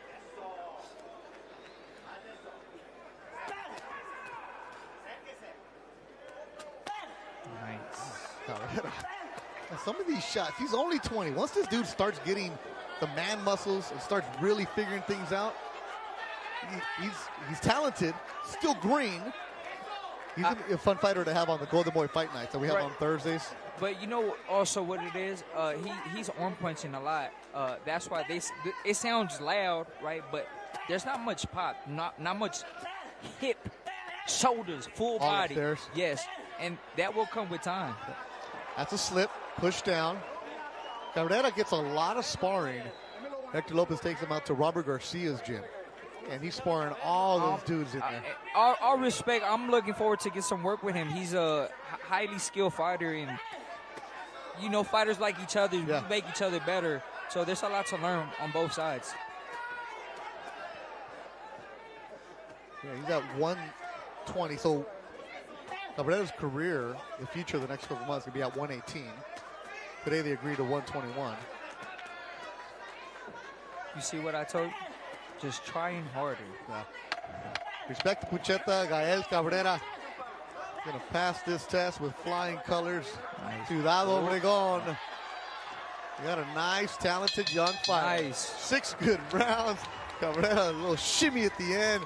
Pucheta, respect to that veteran right there. Yeah, he has my respect for sure. He earned it from me. And good job by Cabrera. Came out here, performed, entertained. Got some experience. Our first fight that doesn't end in a knockout. So we had 6 rounds. There you see the veteran Pucheta. And there's Team Cabrera.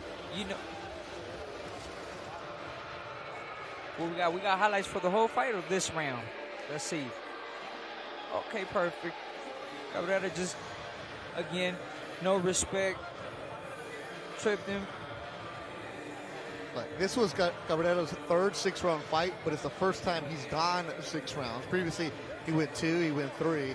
4's been the most rounds he's ever gone. Again, the development of a fighter from 4 to 6, and bet you 8 to 10. But also, don't get it wrong, it's only 6 rounds, so there's only so much you could do. I think to get this guy out of here, you need 12 rounds, for sure. If that. If that, yes. It's tough, man. Like, again, those are the kind of guys that make the sport of boxing the backbone. Guys that you need. Guys that you have. And it's like, they're not ugly.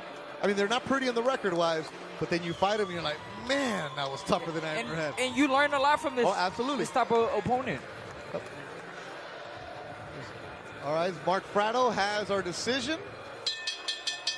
Ladies and gentlemen, here in Anaheim, let's get a big round of applause for these two warriors going all 6 rounds here in the center of the ring. We now go to the judges' scorecards, where Jonathan Davis, Jack Reese, and Martha Tremblay each scored this contest 60-54. All 3 judges in favor of your winner by unanimous decision, and still undefeated, from Ciudad Obregón, Sonora, Mexico, Gael El Terror Cabrera. I see a lot of people on the chat upset about the performance. Listen, it's boxing. It was a great night for Cabrera. Couldn't get him out, but you got to understand, every opponent won't be. Yeah. You won't get the knockout every time. You know, it's almost like football or basketball. You got tied games, you got close games. Not that this was a close fight. Yeah. Oh, you see Team Cabrera taking the picture. All right, so the fight card is look here. Kevin Gudinho, Javier Mesa, Fabian Guzman get the stoppages, and a unanimous decision for Gael Cabrera. It's still 2 to go. Jumba Garcia and Yair Gallardo.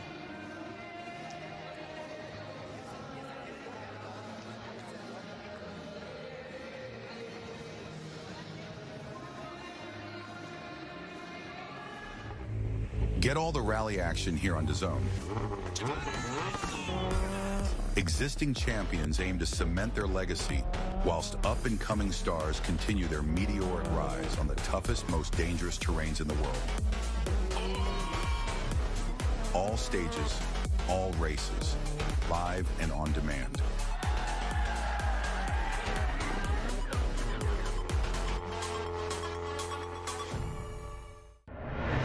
"47 years of promoting boxing. What a ride it's been. I was 23 years old at the time. I got an invite from the Boxing Board of Control to take a license out. Back then, it was all run by the cartel. We have a new promoter in British Championship Boxing, Frank Warren. People liked it, I think, the fact that someone was taking the cartel on. I've never been afraid about shaking things up and working with new media. This is a bit of a dream come true. Pay-per-view, satellite TV. Very proud of Amir. What he done was fantastic. Bringing shows in from America Live. I've been lucky enough to promote some of the biggest names in boxing. I'd like to thank Mr. Frank Warren for having me over here.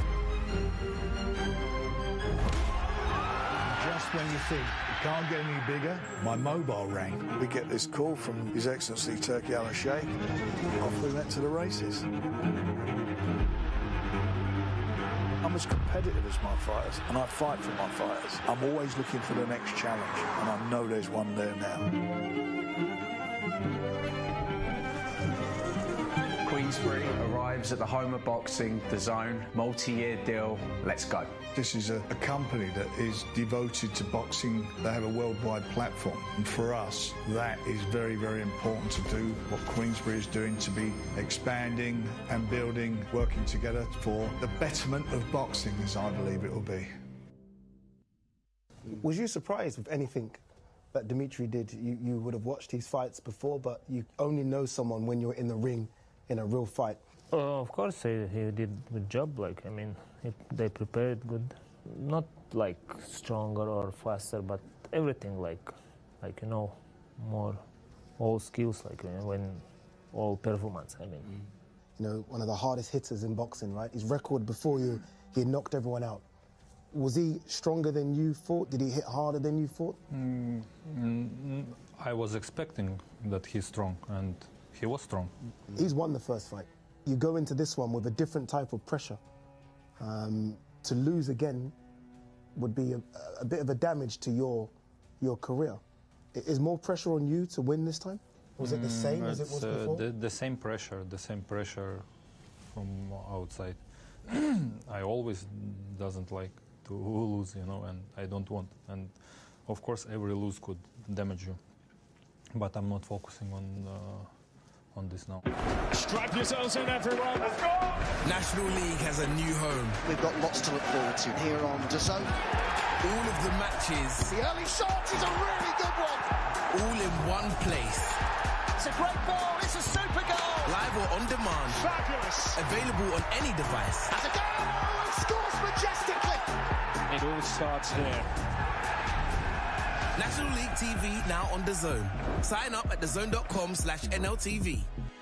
My name is Joel Duarte. I'm a welterweight, junior welterweight, and I'm now 2-0 as a professional.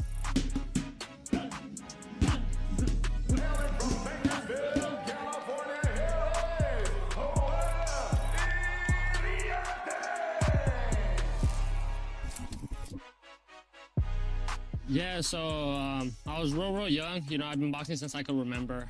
Starting out, you know, the first couple of years of my boxing career, I was a real shy kid.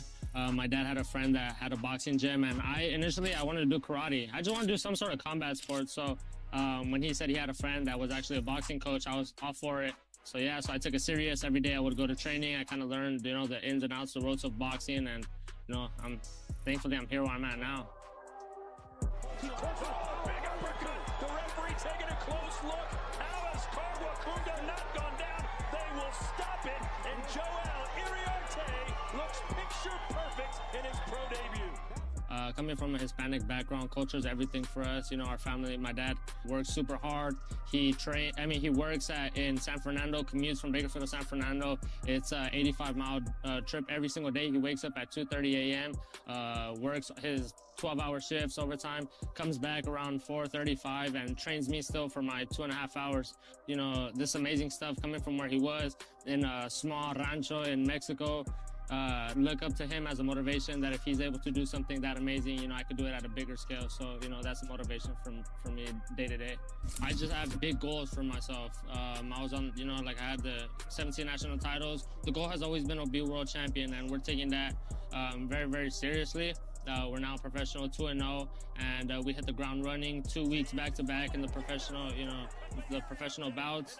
It's been an experience, and I just look forward to keep on growing and being active. And you know, I'm excited to have Golden Boy behind me. I think that they're, you know, an incredible promotion company, and I'm grateful to have them look at me as potential to grow quickly.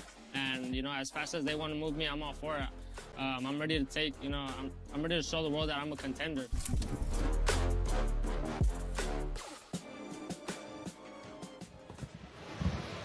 And here it is, a beautiful moment for Arnold Barboza Jr. Wins the belt across the pond in Manchester, 115, 113 two times, and 115, 113 for Catterall. He goes to Manchester and defeats the hometown fighter. Congratulations to ABJ, a big moment for him, very emotional for him. Signed with Golden Boy, saying he wanted to become a champion, and he's doing that. So Golden Boy has a new champion, Arnold Barboza Jr., representing Southern California. What a moment for him.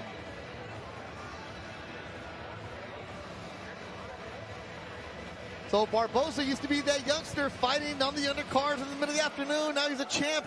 And Junebug Garcia, Francisco Pacheco is our next fight.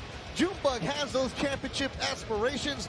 He's 10-0 AKOs, fighting out of Denver, Colorado in the lightweight division.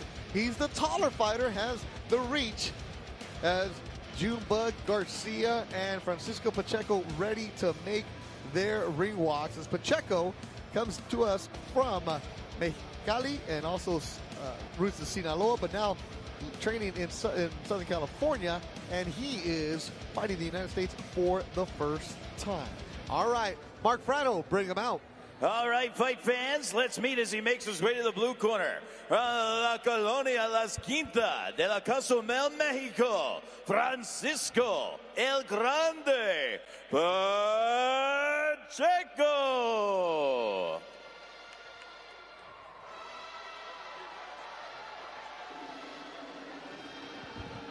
That's right. The nickname El Grande is not a nickname. It's actually his last name, as Francisco Grande Pacheco, and it is on Eric Priest, who's joined us here on the broadcast. Beth Duran, Scrappy Ramirez, and Eric Priest now with you. So Grande is his nickname, but it's also his last name, Francisco Grande Pacheco. But everybody just calls him Grande. It might as well be my nickname. Fighting the United States for the first time, a record of 7-3-2. So he's walking in for the first time in the United States. That always wanted that opportunity. Here we go. Very, very confident in his ability.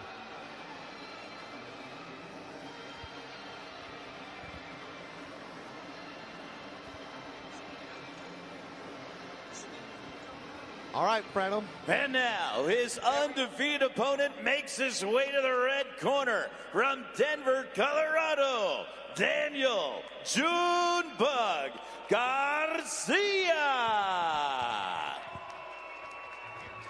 There you see Daniel Garcia on his right shoulder. That's Danny Garcia, his trainer, no relation.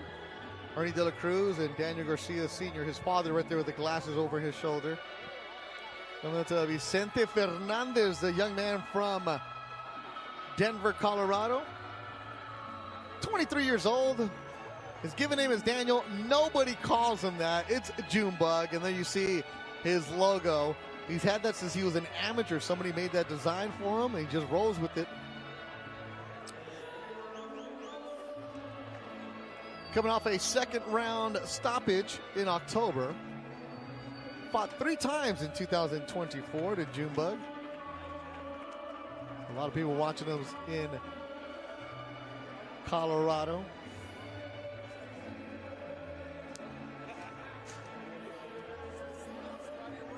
Why they call him Junebug? Ladies and gentlemen, the action continues from the center of the ring here in Anaheim, California at the Honda Center. This is Golden Boy Boxing on YouTube. Our next contest is scheduled for 6 rounds in the lightweight division. Brought to you by Oscar De La Hoya's Golden Boy Promotions and presented by Golden Boy Promotions partner Riyadh Season. Bet Online, the odds for the fight are brought to you by Bet Online and Wild Casino, America's most trusted online casino. Let's get wild. The judges scoring this contest are Tiffany Clinton, Chris Lieben, and Jack Reese. And controlling the action at the sound of the bell, the referee in charge is Ray Corona. Introducing first, fighting out of the blue corner. He weighed in at 134.8 pounds. As a professional, his record stands at 7 victories, 3 defeats, 2 draws. He wears black with gold and hails from La Colonia, Las Quintas de la Cozumel, Mexico. Ladies and gentlemen, Francisco El Grande Pacheco. His opponent is undefeated and fighting out of the red corner. He weighed in at 134.6 pounds. As a professional, his perfect record stands with 10 bouts, 10 victories, 8 wins coming by way of knockout. He wears multicolored trunks this evening and hails from Denver, Colorado. Ladies and gentlemen, Daniel Junebug Garcia.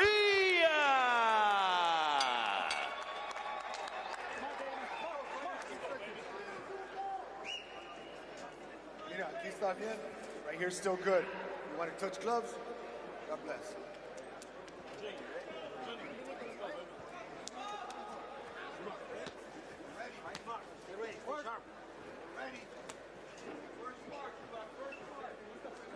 All right, getting ready to go are fourth fight. Actually, no, let me correct myself. Fifth fight of the afternoon. Junebug Garcia. Scrappy, why they call him Junebug? Because it was the name they gave him when he was a little kid, couldn't stop moving. And here he is against Francisco Pacheco. Beto Duran alongside Scrappy Ramirez, and joined now by Eric Priest, fresh off a victory on the Golden Boy Fight Night show. Eric, good to see you, man. That was a good win you put up for us. I appreciate it, man. I really appreciate it.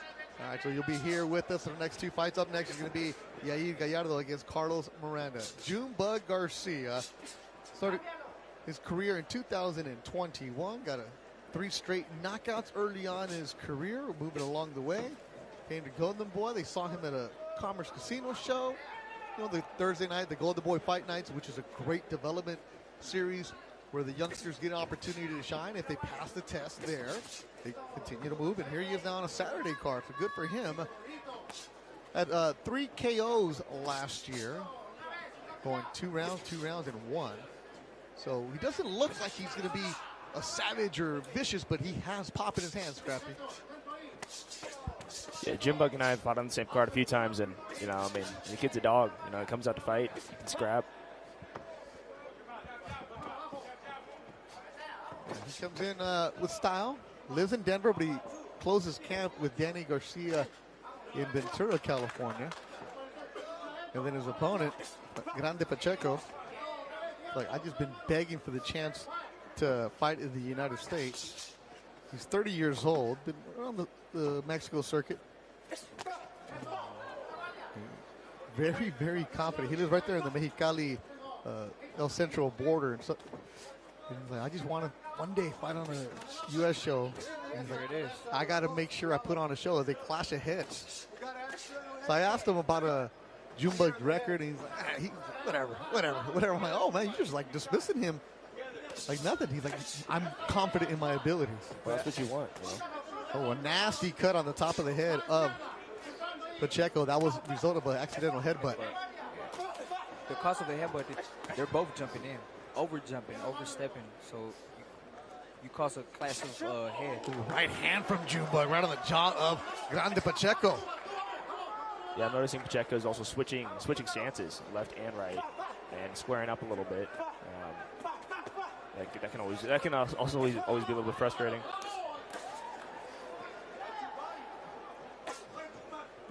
So Pacheco switching it up.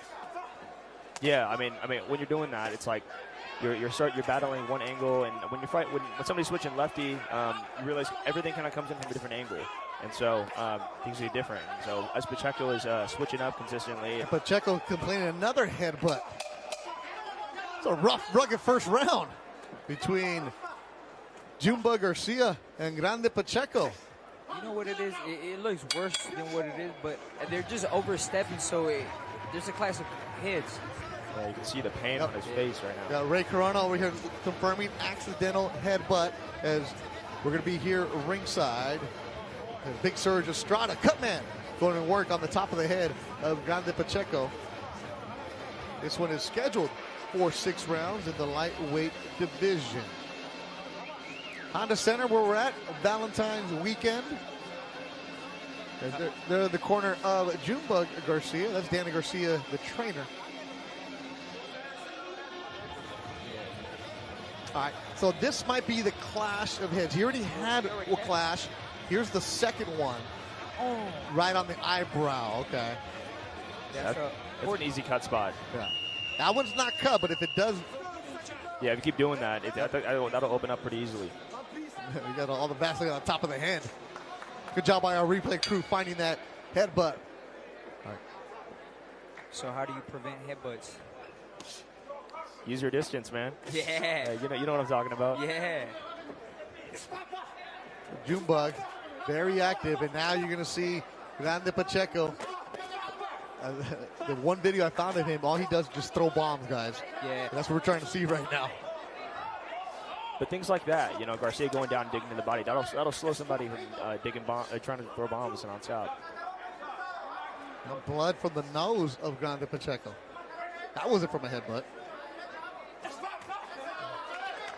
One thing I would like to see for Junebug is to really control the aggression. Like, you're landing the better shots. Don't give him hope Don't give him a hold by staying there too long. So get yours and get out. Yeah, maybe a little bit even more controlling the pace. Even the way he's stepping forward, like you see he's overstepping. There's no reason to overstep by Junebug. I think if he controls the stepping, it'll make his job easier and cleaner, and you won't see headbutts and blood. There's a couple body shots from Junebug, using that left to the body. And now Grande Pacheco getting warned by Ray Corona. Don't just leave that arm out there. There you're talking about right there, that distance, right, Scrappy? Keep that distance. It will definitely make the job easier for Junebug. Whipping that left to the body. So he was smothering himself. Just notice every time he's successful is that mid-range point outside, right? When you get to that close space, it's a 50-50 right now. 50-50 as in you're giving your opponent a chance to hit you back. Upstairs. And that's from the distance like you were talking about. Yeah, mid-range. I mean, as Garcia's continuing to do that, it gives you time to see the punches better as well. You know, you're landing cleaner shots, you get full good right hand. I've done Junebug's last 6 fights. This is easily the most rugged fighter he's gone up against. The other guys have been trying to be skilled, but Grande is going to be right there for him. But stylistically, because last time I commentated, he fought, and again, it's the over-aggressive. Yep. It's a good thing to be aggressive, but that could be a gift or a curse, meaning you'll be in a lot of tough fights. Now you're getting 2 guys with the same kind of style trying to be first. Use your skills. He has skills. He can fight. He got feet. Yeah, I've seen Junebug in the gym and fighting on the same card multiple times together. He's got skills. He knows what he's doing. But as you develop throughout your career, you'll learn these things, like keeping distance. Not every fight needs to be the toughest fight in the world for you. You know, the sport's also about longevity. You want to have a long career. Take care of yourself a little bit in there. Be smart. But this is the purpose of these fights. Get the experience. Exactly. Right? Before we put you on a big card, we want to give you the opportunity to get the experience. Big Surge got to work on that nose and the cut on the top of the head. Back here, ringside, Beth Duran, Scrappy Ramirez, and Eric Priest joining us here on the broadcast. Priest coming off a big victory for him. How was that fight for you, man? Oh, it was great. It was a big stepping stone in my career to finally get a strap around my waist and enter into those big rankings. And here we go. You know what I mean? Now it gets exciting. It's fun. I'm ready for the next step. Keep on climbing in the rankings. That's what you got to do here. So Eric Priest will be joining us for this fight and the next one. Next one's going to be Yair Gallardo in the cruiserweight division. So that'll be a good one. Gallardo promoted by Miguel Cotto Promotions and finding on a Golden Boy show. 5 o'clock is where you'll need the DAZN app. And on the DAZN, you'll be able to see Joel Iarte to open up the broadcast. Of course, the main event, Oscar Duarte and Miguel Madueno in the super lightweight division. Also, Kenneth Bossman Sims will be on the show. 3rd round of action. This was scheduled for 6. Garcia in the Serapet trunks that are made custom by his grandma every single fight. She'll find a Serapet, cut it up, and get the trunks for her grandson. Okay, Grande, the one fight I found, talking to people next to it, he is just brute strength. He would love to just trade bombs with you. There's not much boxing from him. So knowing you have a guy like that, Eric, where he's just going to be rugged, you know what I'm saying? Keep your distance mid-range. Yeah, make it easier for yourself. Exactly. Yeah, pick your shots. Control the distance and make them fight at your pace. You can tame a bull, and they want to come out hot. Just slow them down a little bit. Hit them hard. Always maintain yourself as a threat, and make them fall at your pace. And more blood from the nose of Pacheco. There's a good jab from Junebug Garcia. He was making it too difficult for himself the first couple rounds, right, Scrappy? Yeah, difficult in the sense he was looking to get the opponent out. Let it develop. Don't look for it. Let the fight come to you. And that's the evolution of a young fighter, right? I mean, Garcia and Junebug, he's landing the cleaner shots. He's landing power shots. He's hurting. I mean, but just little things. As your career develops, you will learn to just slow it down a little bit. But good shot. I mean, good work. Like you see the dog coming out of Junebug right now. More of a calm effort from Junebug, in control, getting in and out as a minute to go in the third round. And the steam for Pacheco has been taken out. He's slowing down here. Right hand from Junebug upstairs. Another big right hand. As Pacheco is wearing punches. Yeah, that right hand can't miss right now. Not only that, he's doing a good job by doubling the shots. Going downstairs, upstairs, and then moving to the left side of the body and finishing to the body. Yeah, good job by Junebug. Even the way that he's that was a stiff jab that just stopped Pacheco, who's gone southpaw. Pacheco's just trying to land a bomb. The boxing is gone from Pacheco, and Junebug is getting in and out. 1-2, and he's chopped, and he's stopped. A body shot by Junebug Garcia ends it here in Anaheim. Yeah, like I said from the beginning, those body shots, that'll slow down a puncher, that's for sure. Pacheco was the bull, just like you said, Eric Priest, and the bull got tamed. A second round stoppage.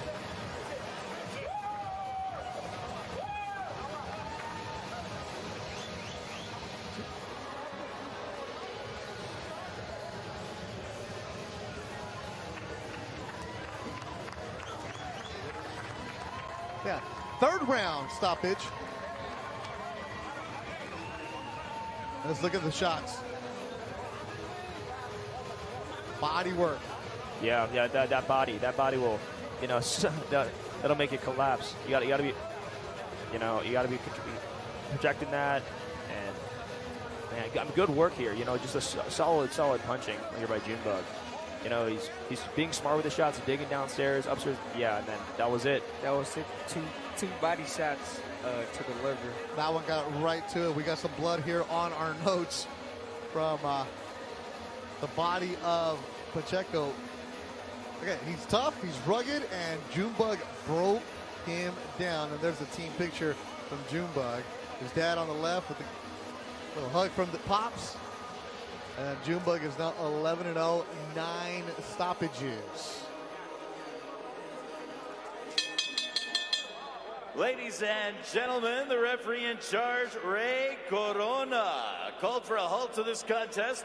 The official time, 2 minutes 40 seconds in round number 3. Your winner by knockout and still undefeated from Denver, Colorado, Daniel Junebug Garcia. Good victory for Junebug Garcia. Again, doesn't have that look like I'm going to be all over you. Gets in the ring, Eric, and boom, boom, boom, precise. Yeah, I mean, good performance overall by him. He came out, he showed skill, he showed his dog, and I also at the same time, I think he's going to learn a lot from this fight. He's going to come out and he's going to take that development step of being like, all right, like I can't do this to everybody, and learn to break things down, like we talked about earlier. All right, fight card so far. As that was the first time Vander Pacheco has been stopped in his career. So Junebug Garcia makes it 4 KOs tonight here on the prelims. Kevin Gudinho opened it up with a third round stoppage. Javier Mesa El Gallito, second round. First round stoppage for Vayan Guzman. Gael Cabrera controlled the unanimous decision, and Junebug gets the stop in the third. One more fight to go here on YouTube. It'll be Yair Gallardo against Carlos Miranda. Don't go anywhere. More boxing coming your way from Honda Center on the Board Promotions Valentine's weekend. Get all the rally action here on DAZN. Existing champions aim to cement their legacy, whilst up-and-coming stars continue their meteoric rise on the toughest, most dangerous terrains in the world. All stages, all races, live and on demand.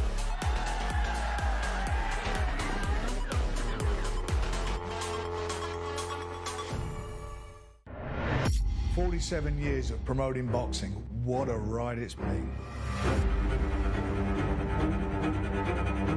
I was 12 23 years old at the time. I got an invite from the Boxing Board of Control to take a licence out. Back then, it was all run by the cartel. We have a new promoter in British Championship Boxing, Frank Warren. People liked it, I think, the fact that someone was taking the cartel on. I've never been afraid about shaking things up and working with new media. This is a bit of a dream come true. Pay-per-view, satellite TV. Very proud of Amir. What he done was fantastic. Bringing shows in from America Live. I've been lucky enough to promote some of the biggest names in boxing. I'd like to thank Mr. Frank Warren for having me over here. Just when you think it can't get any bigger, my mobile rang. We get this call from His Excellency Turki Al-Sheikh. Off we went to the races. I'm as competitive as my fighters, and I fight for my fighters. I'm always looking for the next challenge, and I know there's one there now. Queensbury arrives at the home of boxing, DAZN, multi-year deal. Let's go. This is a company that is devoted to boxing. They have a worldwide platform. And for us, that is very, very important to do what Queensbury is doing, to be expanding and building, working together for the betterment of boxing, as I believe it will be. Do you expect to stop him this time, Artur? Everyone expected to see that, because before it was 20 fights, 20 wins, 20 knockouts. Are you upset with yourself that you didn't? No upset, because I never focus of knocking out someone like my previous opponents. I'm more focused for another details. Dimitri, I think you surprised some people in the fight, because there were times in that fight where you had him on the back foot. There were some times where it looked like you had hurt him. Do you think you have enough power to stop Artur? I think I have enough power to stop everybody in light heavyweight division, and at the same time everybody from light heavyweight division have enough power to stop me. It's just about the moment where you can deliver your punch. Was you confident when the judges were reading out the scorecard? Was you confident that you had done enough to win? To win, yes, but you want to do more, better. Not important to do knockout, but I mean, that's little things, yeah. Strap yourselves in, everyone. Let's go! National League has a new home. We've got lots to look forward to here on DAZN. All of the matches. The early shot is a really good one. All in one place. It's a great ball. It's a super goal. Live or on demand. Fabulous. Available on any device. That's a goal. And scores majestically. It all starts here. National League TV now on DAZN. Sign up at DAZN.com/NLTV.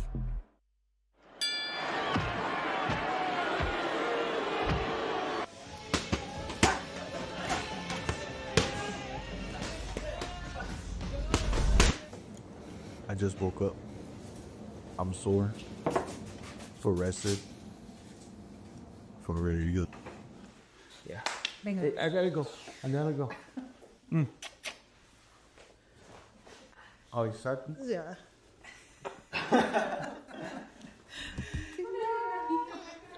Oh, I'm sorry. I gotta go.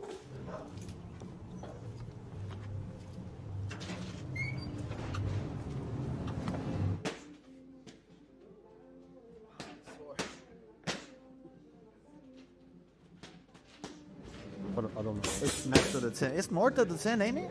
It's north of the 10? Yeah, that's 10. Yeah. I only know Azusa because I was about to get Chick-fil-A on the way back from medical. The fight is about a month away now. You know, we're just staying ready, man. I mean, as of right now, I'm just focused on, like, just being prepared, being ready. And, I don't think it's hit me yet, but I think it'll hit me once I'm there. We were supposed to fight Boots. It fell through. Sorry, we had an underbig fight in Madrimov, and as far as how that happened, you know, it was just like the Boots fight. They asked me if I wanted to fight. I said yeah. It didn't happen. And then they asked me, "Where do you want to fight Madrimov?" I'm like, yeah.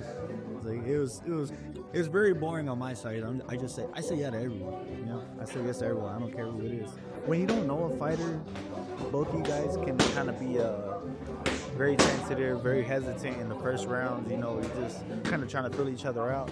Well, we've had maybe like a good 12 to 20 rounds of sparring league. I think we know each other well enough to not it's not had the hesitance in the first 3 rounds. So it'll be exciting from the get-go. It's good sparring, man. Madrid was a great fighter, and it was very competitive. You know, we could think, you know, we got the best out of them or something, but you know, they could say the same thing. So it's just one of those, you know, sparring matches that was really good, and now that they're facing each other in the ring, it should be even better. Everyone knows it's going to be a hard fight. We don't even need to sell it, you know, and it's on probably the greatest boxing card of all time. You know. It's awesome, man. It's great that boxing is making moves like this with people like Turkey who wants to push for those fights. That's the best thing going on right now with boxing, that every week we're getting new news about the next fight that's coming up, the fight that's, you know, big fights that he's trying to put together. So, you know, I think it's a great moment to be in boxing right now. We're not sparring today, so we're going to do everything else basically. So shadow boxing, jump rope, bags, mitts, recovery, like all day, even lunch and dinner and all that. It's still part of the boxing thing, because I can't really, like, it's not like I'm going to Taco Bell and getting a 5-layer burrito. Like, I have to eat right. Kind of learn to enjoy it now. It makes me feel good, actually. Hey Siri, 10 minutes. You like that? Richard's always been very, very mentally strong. He's built for that part. Yeah, like I said, as a kid, when he was younger, we used to dog him and training him and always very, very tough on him, to the point, you know, a lot of kids would quit. And, you know, and Virgil wouldn't. He would never quit. And there's no giving up. He will never give up. He's one of those kids that says, you know, in Spanish, they say, se muere en la raya. He'll rather go down swinging and so mentally, he'll always be fighting.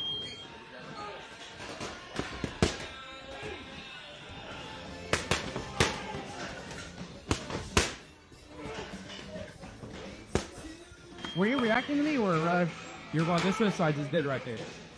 I'm a Dalford. Huh? Dalford. Were you reacting to me? I was going to ask for it. Oh, okay.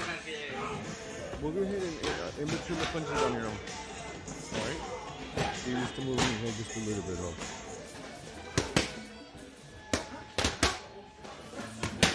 Ready?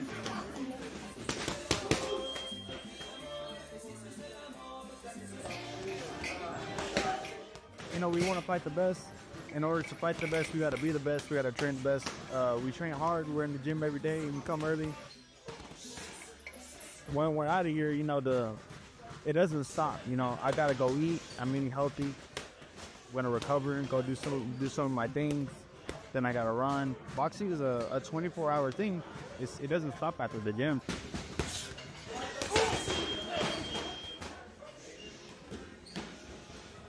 Yeah, we're about to get some rice in, get some kebabs. Was this chicken kebabs? It's chicken? It's pollo? Yeah. Chicken kebabs with some bell peppers, and the bell peppers are good for you.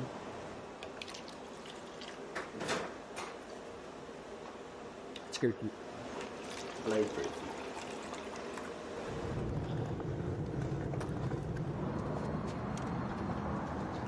This is the hardest part of my day.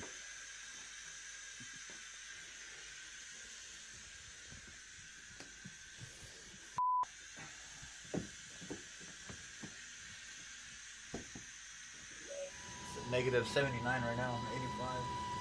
It goes to like, I don't know. It can get up to negative 240. Yeah.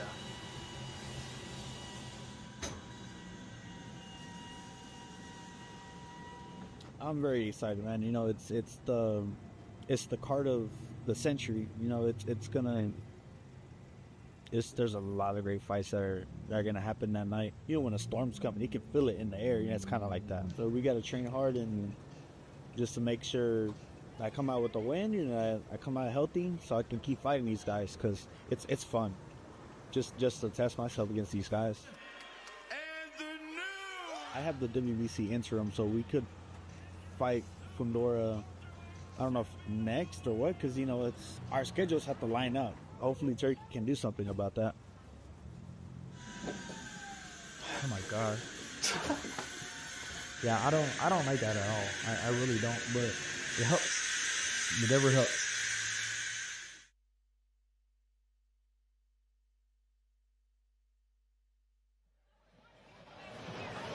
Riyadh season coming your way, the 22nd. Virgil Ortiz, Kid Austin Schofield will be on it. Right now, I'm going alongside Eric Priest, Scrappy Ramirez. Briefly, Virgil is a monster, a dog, just to watch from a distance. That's going to be a heck of a fight, Eric. Yo, I totally agree. I mean, like, his speed, his power, his combination punching, and he comes for blood every single time. He's an exciting fighter to watch. I mean, yeah, I'm excited for that one. That's definitely something that's different, though, because you've been to Saudi Arabia. You've seen Riyadh season. That's a whole nother level. It's a different, the culture, the people, even the boxing, even the atmosphere, you know, it's a little quiet, you know, so a lot to expect. Yeah, and Virgil will bring the noise. Tell the tape for our next fight here on the YouTube portion of the broadcast. This will be the final one here on YouTube, and it's going to be Yair Gallardo from Las Delicias, Chihuahua, Mexico, but he trains in Puerto Rico. He has Cotto Promotions on his side against Honduras, Carlos Miranda. Gallardo, the taller fighter, was scheduled to be 175, but Miranda couldn't make it, so they made it at 79. That's why it's technically a cruiserweight. But Gallardo, the taller and lighter fighter in this one. Tail of the tape. Time is done. 8 rounds coming your way. Mark Fratto. Let's hear it, Mark Fratto. All right, fight fans, it's time for our Golden Boy YouTube main event of the evening. Let's meet first, making his way to the blue corner from La Ceiba, Honduras, Carlos Pupita Miranda.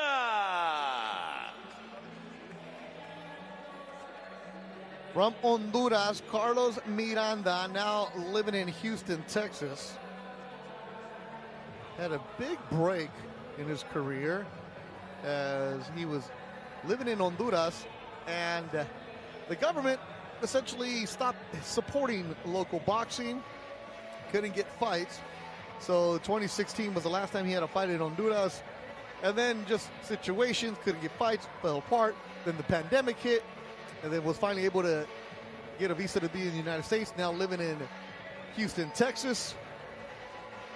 And here he is on the Golden Boys show. He's coming off a loss, a split decision loss in Nashville in September of last year.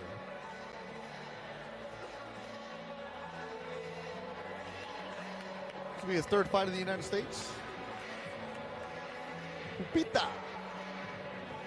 This is the first Honduran boxer I actually get to see. Yeah, because you're half Honduran, I'm right? half Honduran and Teofimo.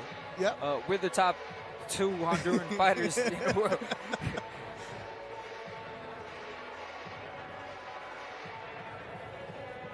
And now his undefeated opponent makes his way to the red corner from Delicias, Chihuahua, Mexico, Yair Manotas Gallardo.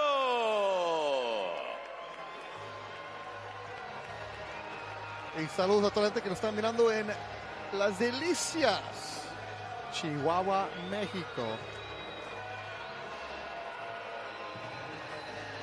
So interesting background for this young man. From Mexico, light heavyweight. And he found the team that he's with, the Puerto Rican. He's like, hey, you want to train with us in Puerto Rico? I said, no problem. And he's with Juan Candelario, Ramon Rivera, Ben Gallardo, Cotto Promotions. So, lives in Mexico, goes trains in Puerto Rico. And there you see, that's the hug from his mom. And so we did a couple of the fights where in Puerto Rico he was there, and like, oh man, Manotas, big hands. And this kid has some pop, 8-0, 7 KOs. Like, look, if I gotta live in Puerto Rico, I gotta sacrifice, no problem. He's like, the good thing is they don't have tortillas like they do in Mexico, so I don't have to worry about eating those. But they do got the mofongo, baby. They take care of him there. Another distraction. No, exactly. Straight boxing. Good evening, ladies and gentlemen, and once again, welcome to the Honda Center here in Anaheim, California. This is the main event on the Golden Boy YouTube channel. This contest scheduled for 8 rounds in the Cruiserweight division.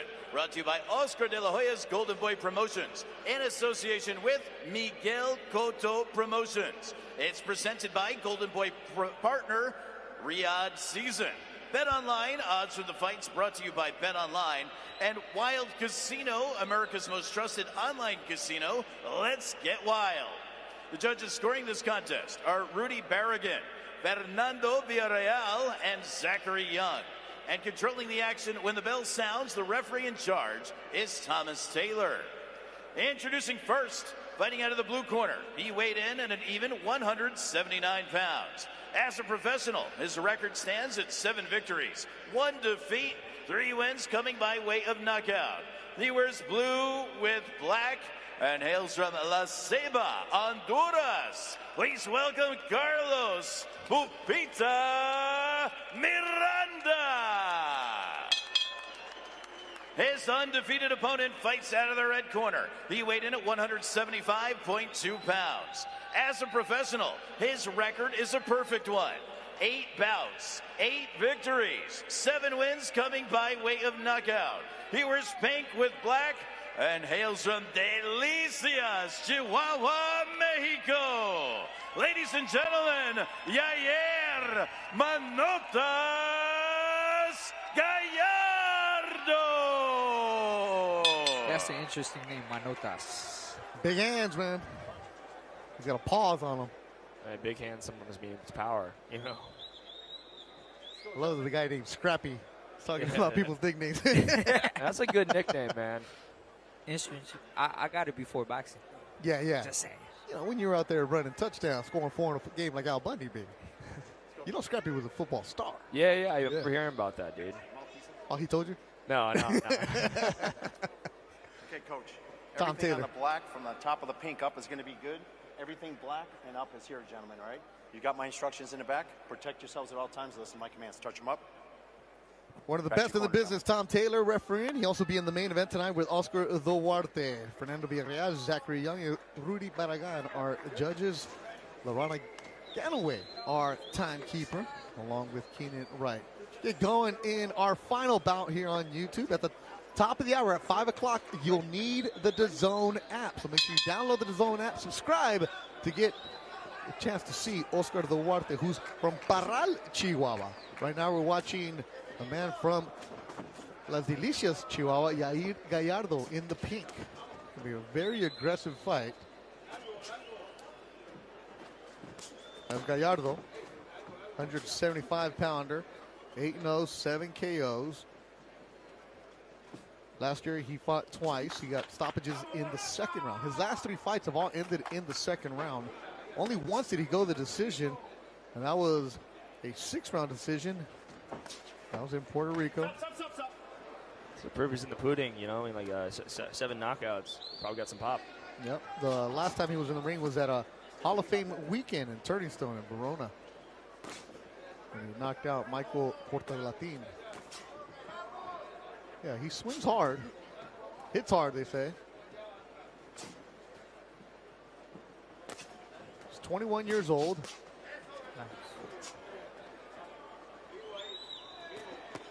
Yeah, good following, good crowd here for him. Said he had a lot of people making the flight from Chihuahua, Mexico, just underneath Texas.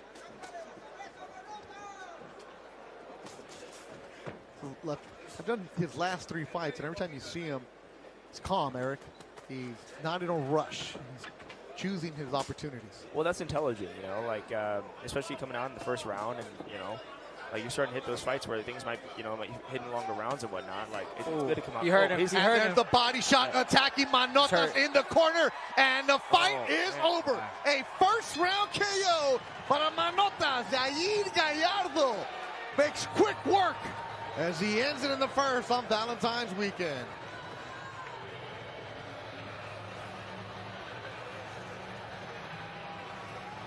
.141 of the first round, and his opponent Miranda still on the ground in pain. The body shots, you saw that, Eric. Yeah, coming out with the body and, you know, breaking him down. You know, just as I'm telling you, he's coming out calm. He just, you know, starts using that power that he has, and wow. hit him with the right, I believe, and then down to the body. It was a shot down the pipe right to the chin. And that was the start to the chaos. Let's look at the highlights. Go ahead. Just working behind the jab, right hand. That was the initial, that right hand, and just followed up. Look, body, jab. That was the shot that initiated the problem. Right hand. Yeah, the knees were wobbly. Body. That uppercut, he kind of fell into that uppercut, and yeah, upstairs, downstairs, you know. So they're celebrating in Las Delicias, Chihuahua. They're celebrating in Puerto Rico. My man Alan Campa told me he was going to get a knockout. He did. I didn't expect it to end that quick. I was expecting Miranda to weather some of the storm, but hey, it's you don't get paid for overtime, right, Scrappy? You don't. So come in here, give the people a show, and go about your business. As the doctor's still checking out Miranda. Looked like his left leg buckled up because he was pointing at it. Because when he took that shot on the temple, his knees buckled quick. He's standing up now, is Miranda. He just got caught, and Manotas jumped all over him. Yeah, I mean, that's what you're supposed to do. You know, you see blood and water, you sniff it, and you go after the kill. And that's exactly what Yair did. Top of the hour, you'll need the DAZN app. And that's where you're going to see Joel Iriarte, Kenneth Sims Jr., Ricardo Sandoval, El Niño, DFG, Darius Fulgham, and Oscar Duarte against Miguel Madueno in the main event. So Mark Rattle ready to make it official.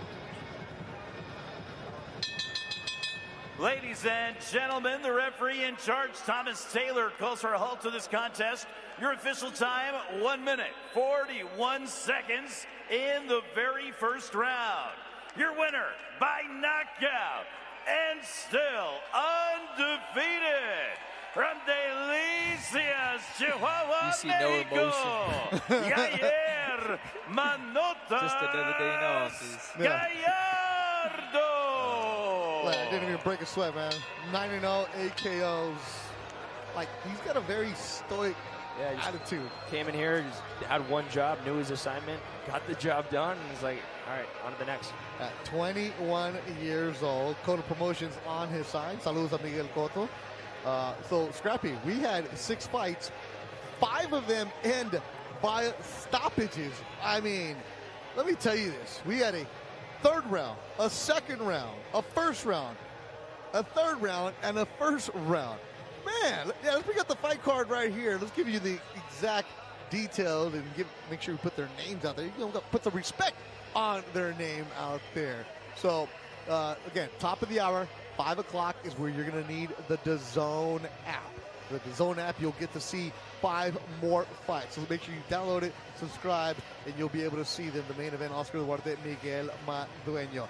So you guys are all about being the youngsters and fighting early on in the afternoon, but it's not if you win, it's how you win, Eric Priest. And we saw some of that right now, the last 2 fights. Oh, exactly. Put on the show. Yeah, exactly. I mean, it's about how you win. It's about making statements, especially as you're growing your career and you're developing, you're learning. You want, like, get in there, get the job done. Don't waste time, get out. Give the crowd something to, like, clap about. So for you, Eric, you got to sit down with us for Yair Gallardo and Junebug Garcia. Didn't see much of Gallardo, but you said you liked his approach. Yeah, the way he came out, you know, he's patient. He's seeing his shots. He's choosing what he's landing. And like you said, you know, like when you hurt somebody, you smell blood in the water, you went for the kill. And for Junebug Garcia, you liked what you saw from him. Oh, yeah, most definitely. I mean, he proved that he has that dog in him. He can take that. He can brawl with you. He's tough. He'll sit in there with you. And but I think he learned a lot in this fight as well. You know, as he grows in his career, he'll, you know, like sit down a little more, take his time, and develop. And Scrappy, for us, we saw Kevin Gudiño, Javier Mesa, Fabian Guzman get knockouts. Who stood out the most from those knockouts for you? I would say Mesa surprised me a lot. Yes, he was calm, poised, and he sat behind his shots. You mentioned he got caught a little bit with a few shots, but that's part of his style. Yeah. But I like Mesa for sure. And then Gael Cabrera, the only one who went the distance, 6 good rounds against an opponent that you had, Roberto Pucheta, who is a tough out every single time. But you like what you saw from Cabrera. I loved what it. We saw southpaw, we saw right hand, we saw hit and not get hit. Obviously, Pucheta is an experience. He knows how to survive, and he's a try-hard opponent. Yeah. So it was a good night for the prospects, for Golden Boy, and for the fans. All right, the main event, though, is going to be Oscar Duarte, Miguel Madueno. Duarte, 22 KOs. Madueno, 28 KOs, Eric. I'm not one to ever make a prediction, but I think this is going to be a KO somehow, some way. Hey, if I was a betting man, I would bet on that exact thing, too. So, I mean, yeah, you got two guys, heavy-handed, want to go out there. I'm going to double up on whatever you put on the table. So, what about your boy, DFG, Darius Fulgham, a co-main? He can steal the show. He could steal the show, and that's his mindset every time he steps in the ring. And he's also fighting for the WBA Continental. So, that's another belt, you know. It's exciting to have because it gets you in the rankings. It's important. He's already in the rankings. So the thing is, you're proving to the people and to yourself that you belong here. You're here to stay. A lot of people make it to the ranking, but they don't last at the top. Yeah. It's easy to get to the top. It's hard to stay at the top. You're also going to see the boss man, Kenneth Sims Jr., who was supposed to fight Duarte on Riyadh season last year, pulled out with injury, and now these two teams have been going back and forth because Duarte's team is telling him he's been ducking. They even sent him duck emojis on his Instagram. He's like, no, I want to fight on this card just to let you know I'm ready to go. So that's going to be interesting. And then El Niño Ricardo Sandoval, flyweight, you know about him. This kid is action packed. Yeah, and I have much respect, but that's also another fight for me in the future. If he keeps winning, I keep winning, which I will. That's a fight that I want to make happen. All right, welterweight division is going to get it going at 5 o'clock. Eric Joely Duarte, youngster from Bakersfield, 5-0, 5 KOs. When you're coming up, right, you want to put on the show, but at the same time, you got to be smart. And they're going to give him a veteran of over 40 fights in Daryl Harris today. What's Duarte's game plan? Going in there, I mean, like, you obviously want to make a statement, but you want to do it the right way. You know what I mean? As you're developing, you can't just, like we've seen before, bum rush and make mistakes. As you're fighting veterans, these guys that are experienced, you can't make the same mistakes that you were making in your second or third or fourth fight. So I'm excited to see it. Joe, he's got a great amateur background.